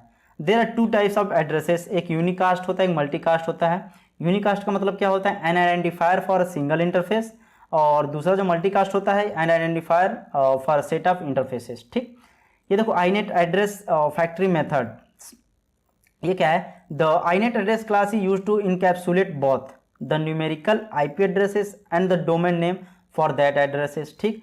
The iNet address class has no visible constructor, कोई विजिबल कंस्ट्रक्टर वगैरह नहीं होता है। अब कंस्ट्रक्टर यार मैं क्या बताऊं, इसका भी कॉन्सेप्ट होता है। अगर आप जावा पढ़े होंगे तो जब क्लास बनाते हैं तो आपको पता होगा कि कंस्ट्रक्टर बनता भी है, कैसे बनता है, चीज़ें आपको पता होंगी, मैं नहीं यहाँ पे बताऊँगा। अगर आपको वीडियो चाहिए जावा पर तो आप कमेंट करके मुझे बता सकते हो कि हाँ आपको जावा पर वीडियो चाहिए, तो मैं एक सेपरेट वीडियो बनाने की कोशिश करूँगा। चलो factory methods are static method in a class that return an object of that class, okay. तो आई होप कि iNet का एड्रेस आपको समझ में आ गया होगा। देखो एक चीज़ और, इसे समझने के लिए आपको ऑब्जेक्ट का कॉन्सेप्ट क्लियर आना चाहिए, कुछ मेथड्स वगैरह क्या होते हैं ये पता होनी चाहिए, और आपके कंस्ट्रक्टर वगैरह क्या होते हैं ये सारी चीज़ें आपको पता होनी चाहिए, तब जाकर बेटर तरीके से सब चीज़ें समझ में आ जाएंगी, ठीक। चलो अब बात करते हैं TCP IP and client socket के बारे में। तो यार देखो ये थ्योरी है, मुझे नहीं लगता मुझे बताने की ज़रूरत है, तो सिंपल सा आप इसे पढ़ लेना, ये आपको समझ में आ जाएगा बहुत अच्छे तरीके से। बेसिकली यहाँ पे 2 कंस्ट्रक्टर मैं इससे बता देता हूँ। 2 constructor you to create client socket. इसमें देखो ये नेम है, जो क्लास का नाम होता है वही लिखते हैं कंस्ट्रक्टर बनाने के लिए, ठीक है। तो सॉकेट लिखा मैंने, स्ट्रिंग टाइप का आपका होस्ट नेम होगा और इंटीजर टाइप का आपका पोर्ट होगा, ठीक। सॉकेट में क्या होगा, फिर दूसरा कंस्ट्रक्टर एक iNet एड्रेस होगा जो कि IP एड्रेस होगा, इंट में एक पोर्ट होगा, ये आपका कंस्ट्रक्टर है, ठीक है। जब ऑब्जेक्ट बनाओगे आप तो कंस्ट्रक्टर की मदद से ऑब्जेक्ट बन जाते हैं, ठीक है, और ये वैल्यू इसमें पास कर दोगे, ठीक, तो आपका कंस्ट्रक्टर ऑब्जेक्ट बन जाएगा, आप उसे यूज कर पाओगे, ठीक है। तो आप इसे पढ़ लेना यार, बहुत ईजी, आराम से समझ जाओगे। तो अब URL कनेक्शन के बारे में देखते हैं, ठीक है। तो बेसिकली URL क्या होता है? URL stand for uniform resource locator होता है, और सेकेंड नंबर क्या, it point to a resource on the world wide web, for example HTTPS, ये आपका एक प्रोटोकॉल होता है HTTPS, ठीक है। पोर्ट नंबर 443 पे काम करता है, इसे आप याद कर सकते हैं। HTTP जो होता है आपका पोर्ट 80 पर काम करता है, ठीक है। इसके बाद देखो ये आपका होता है www.eib.com, ये आपका एड्रेस होता है ना यार, जो वेबसाइट पर आपको विजिट करना होता है, ठीक है, ये होता है। फिर WT ट्यूटोरियल जो आपकी फाइल होती है वो होती है। तो ये जो URL यहाँ पे लिखा हुआ है, तो थोड़ा चलो इसको टेक्निकल टर्म में देख लेते क्या है। एक URL क्या क्या चीज़ें कंटेंट करता है। ये प्रोटोकॉल कंटेन करता है, जैसे कि ये देखो एक प्रोटोकॉल है, HTTP कंटेन करता है, और यही जो HTTP होता है ये क्लाइंट से और ये सर्वर जो है यहाँ तक आपका जो इन्फॉर्मेशन होता है ले जाता है, रिक्वेस्ट HTTP ही ले जाता है, ठीक। और यहीं से HTTP एज ए रिस्पॉन्स आपको ला के भी देता है, ये प्रोटोकॉल ही करता है काम, ठीक है। सर्वर नेम और IP एड्रेस, ये सर्वर का यहाँ पे नेम जो होता है ना यहाँ पे देते हैं। ये बेसिकली जैसे देखो DNS होता है, डोमेन नेम सर्विस होता है, जो कि आपको डोमेन नेम वगैरह देता है, यानी कि ये जो आपका जाएगा डोमेन नेम सिस्टम जो होता है ना वहाँ पे जाएगा, ओके। उसके बाद वहाँ से आपकी IP एड्रेस आएगी, फिर आएगी सिस्टम पे, फिर वहाँ से सर्वर तक जाएगा, क्योंकि पॉसिबल नहीं होता है IP एड्रेस याद करना। जैसे www.facebook.com है तो इसकी आप गूगल पे देख सकते हैं कि एक्चुअल में फेसबुक की IP एड्रेस क्या है। अगर आप www.facebook.com से अगर सर्च करते हैं और IP एड्रेसेस करते हैं तो IP एड्रेस के थ्रू आप जल्दी से सर्च कर पाएंगे। तो एक बार आज जाना गूगल पे, फेसबुक का IP एड्रेस सर्च करना क्या है, ठीक है। तो बेसिकली IP एड्रेस यूनिक होता है उसका, ठीक है। उसका एड्रेस जो होता है ना सर्वर का वो बहुत ही यूनिक होता है, आप एक बार सर्च करके देख लेना। चलो, पोर्ट नंबर होता है, हर चीज़ें पोर्ट नंबर पे ही काम कर रही होती, नहीं तो कोलाइड हो जाएंगी चीज़ें। जैसे आप FTP का नाम सुने होंगे, फाइल ट्रांसफर प्रोटोकॉल, टेलनेट का नाम सुने होंगे रिमोट सिस्टम यूज करने के लिए, वैसे HTTP जो होता है पोर्ट 80 पर वर्क करता है, ठीक है। तो पोर्ट वगैरह नंबर भी देना होता है। और यहाँ पर देखो फाइल नेम और डायरेक्टरी नेम, ये file name and directory name होता है, यानी कि सर्वर में कोई फाइल नेम डायरेक्टरी वगैरह होगी तो वही तो फेच करोगे, तो वही सभी चीज़ें करने के लिए हम यूज़ करते हैं। URL में देख लो कैसे जावा के अंदर यूज़ करते हैं, इंपोर्ट करते हैं ना चीज़ें, ये java.net.star लगा देते हैं पैकेज इंपोर्ट करने के लिए। स्टार इसलिए लगाते हैं कि उसके अंदर जितनी भी चीज़ें रहेंगी वो इंपोर्ट हो जाएंगी। एक क्लास हमने बनाया जो कि पब्लिक है, और पब्लिक स्टैटिक वाइड मेन बनाया, जो कि जब जावा का प्रोग्राम रन होता है तो सबसे पहले मेन वाला रन होता है, इसलिए मैंने मेन किया। और सबसे पहले ट्राई लिया, एक्सेप्शन हैंडलिंग आप पढ़े होंगे वहाँ पे, ट्राई किया URL के अंदर, और न्यू URL आप ये पास कर दिए जो मैंने URL में पीछे एग्जाम्पल लिया था। और यहाँ पे देखो system.out.println, प्रिंट क्या कराना, प्रोटोकॉल, url.get प्रोटोकॉल, ये प्रोटोकॉल गेट करेगा, get host, get port, get file, सभी चीज़ें करके प्रिंट करा के दिखा देगा। कैच है एक्सेप्शन system.print.e, यानी कि ये रन नहीं होता है, प्रॉब्लम आती है तो आपको एक्सेप्शन ये शो कर देगा उसके अकॉर्डिंग, ठीक। आई होप चीज़ समझ में आ गई होंगी। एक्सेप्शन हैंडलिंग का भी कॉन्सेप्ट अच्छा है, थोड़ा नहीं है, 2 मिनट में किसी को बता सकते हैं। तो क्योंकि हमारा ये टॉपिक है नहीं, इसलिए मैं यहाँ पे ज़्यादा कवर नहीं कर रहा, लेकिन फिर भी मैं क्विक शॉर्ट में आपको बता दिया हूँ कि एक्सेप्शन हैंडलिंग भी कैसे काम करता है। अगर ट्राई वाला चल गया तो कैच नहीं चलेगा, ट्राई में अगर कोई एरर आता है तो कैच वाला ऑटोमेटिक आपको एक एरर दे देगा, ठीक है। एक्सेप्शन हैंडलिंग ऐसे ही करते हैं, फाइनली भी लगाते हैं। चलो, URL कनेक्शन क्लास के बारे में देखते हैं। The Java URL connection class represent a communication link between the URL and the application। एक URL और एप्लीकेशन के बीच में जो कम्युनिकेशन होता है वो URL कनेक्शन कर रहा होता है। It can be use to read and write data to specified resources referred by the URL। और यार देखो फीचर्स हैं, ये एक बार पढ़ लेना, समझ में आ जाएगा, मुझे नहीं लगता कि थ्योरी बताने की ज़रूरत है, ठीक। आई होप कि पढ़ना। और ये देखो इमोजी कह रहा है ना कि ये मस्त कह रहा है ना, समझ में आ गया, तो आई होप कि समझ में चीज़ें आपको आ भी जाएंगी। अब डेटाग्राम के बारे में देखते हैं, काफ़ी इंपॉर्टेंट कॉन्सेप्ट है, ठीक है। जो डेटा जा रहा है ना, ये जो डेटा आ रहा है, ये काफ़ी इंपॉर्टेंट कॉन्सेप्ट, डेटाग्राम एक बार समझ लो।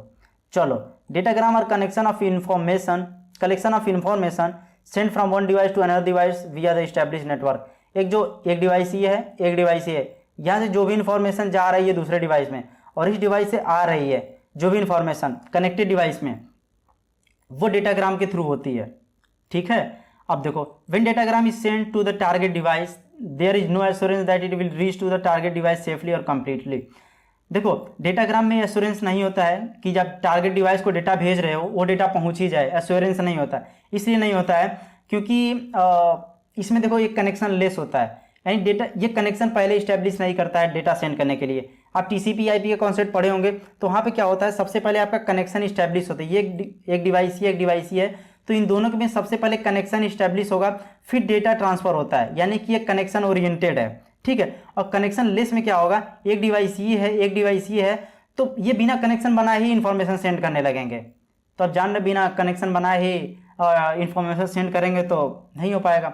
अरे यार, मान लो ये आप हो, कोई लड़की टहल रही है बाहर, अगर आप उससे बात करने जाओगे बिना कनेक्शन बनाए, जान पहचान नहीं है, मारेगी ये यहाँ पर, क्या मुझसे बेमतलब की बातें कर रहे हो, समझ रहे हो, तो चांसेस है ना कि बात हो ना यार, पीट ना जाए, काफ़ी चीज़ें हो सकती हैं। अगर वहीं कनेक्शन बनाकर अगर बात करने जाओगे, कनेक्शन बना लो पहले, फिर अगर उसे बातें करोगे एक्सचेंज करोगे इन्फॉर्मेशन अपनी, तो अच्छे से बात करेगी, आराम से डेटा आपके पास भी आएगा, आप भी उसको शेयर करोगे। मैंने जस्ट फनी के लिए एग्जांपल लिया, या लड़की लड़के जो भी हो यार सीरियस मत लेना, समझ रहे हो। आई होप कि आप लोग समझ रहे हो, मेच्योर हो चुके हो, 80 प्लस हो चुके हो तो मेच्योर ही हो गए, समझ रहे हो यार। डोंट टेक इट सीरियस, चीज़ें बोरिंग ना हो इसलिए मैं चीज़ें यूज कर लेता हूँ। चलो थर्ड पॉइंट पे, इट मे गेट डैमेज और lost in between, like wise the receiving device also never know if datagram receive और डैमेज और नॉट। वही मैंने बताया, जो अभी मैंने बताया ना कि कनेक्शन ओरिएंटेड नहीं होता है, ये कनेक्शन लेस होता है। The UDP user datagram protocol इसका फुल फॉर्म होता है, is use to implement the datagram in Java. एक यूडीपी प्रोटोकॉल होता है, टीसीपी/आईपी प्रोटोकॉल होता है जो कनेक्शन ओरिएंटेड होता है, एक यूडीपी प्रोटोकॉल होता है जो कनेक्शन ओरिएंटेड नहीं होता है, और इसी प्रोटोकॉल का यूज किया जाता है डेटाग्राम में, जो कि जावा में हम लोग यूज करते हैं। Java datagram socket and datagram packet classes are use for connectionless, देखो आ गया, connectionless socket programming using the UDP instead of TCP. TCP अब कनेक्शन ओरिएंटेड होता है, यूडीपी कनेक्शन ओरिएंटेड नहीं होता है, ये सबसे बड़ा डिफरेंस होता है। कंप्यूटर नेटवर्क अगर आप पढ़े होंगे तो आपको पता होगा। चलो जावा डेटाग्राम सॉकेट क्लास, पहला नंबर क्या है, Java datagram socket class represent a connectionless socket for sending and receiving datagram packets. जो पैकेट्स होते हैं डेटाग्राम के वो कनेक्शन लेस जा रहे होते हैं one system to another system, ठीक, सेंड एंड रिसीव किए जा रहे होते हैं। सेकंड पॉइंट पे है, it is a mechanism use for transmitting datagram packets over a network. ये एक तरह की मैकेनिज्म होती है जो कि हम नेटवर्क पर पैकेट्स को ट्रांसफर कर रहे होते हैं, पैकेट के फॉर्म में ही जाता है ना यार डेटा। ओएसआई मॉडल आप पढ़े होंगे अगर कंप्यूटर नेटवर्क में, तो आपको पता होगा कितने लेयर से होकर आपका डेटा जा रहा होता है, ठीक। चलो datagram is basically an information but there is no guarantee of its content arrival और अराइवल टाइम। अब देखो वही है कि कोई गारंटी नहीं होता है कब आपका डेटा जाएगा, पहुंच पाएगा भी नहीं पहुंच पाएगा, क्योंकि कनेक्शन ओरिएंटेड नहीं होता है, कनेक्शन लेस होता है। टीसीपी आपकी कनेक्शन ओरिएंट होता है, कनेक्शन ओरिएंटेड होता है, ठीक है। तो आई होप कि डेटाग्राम के कॉन्सेप्ट आपको समझ में आ गए होंगे। तो congratulation to all of you, ये वीडियो हम लोग की हैप्पी एंडिंग हो चुकी है। Thank you so much for watching this video.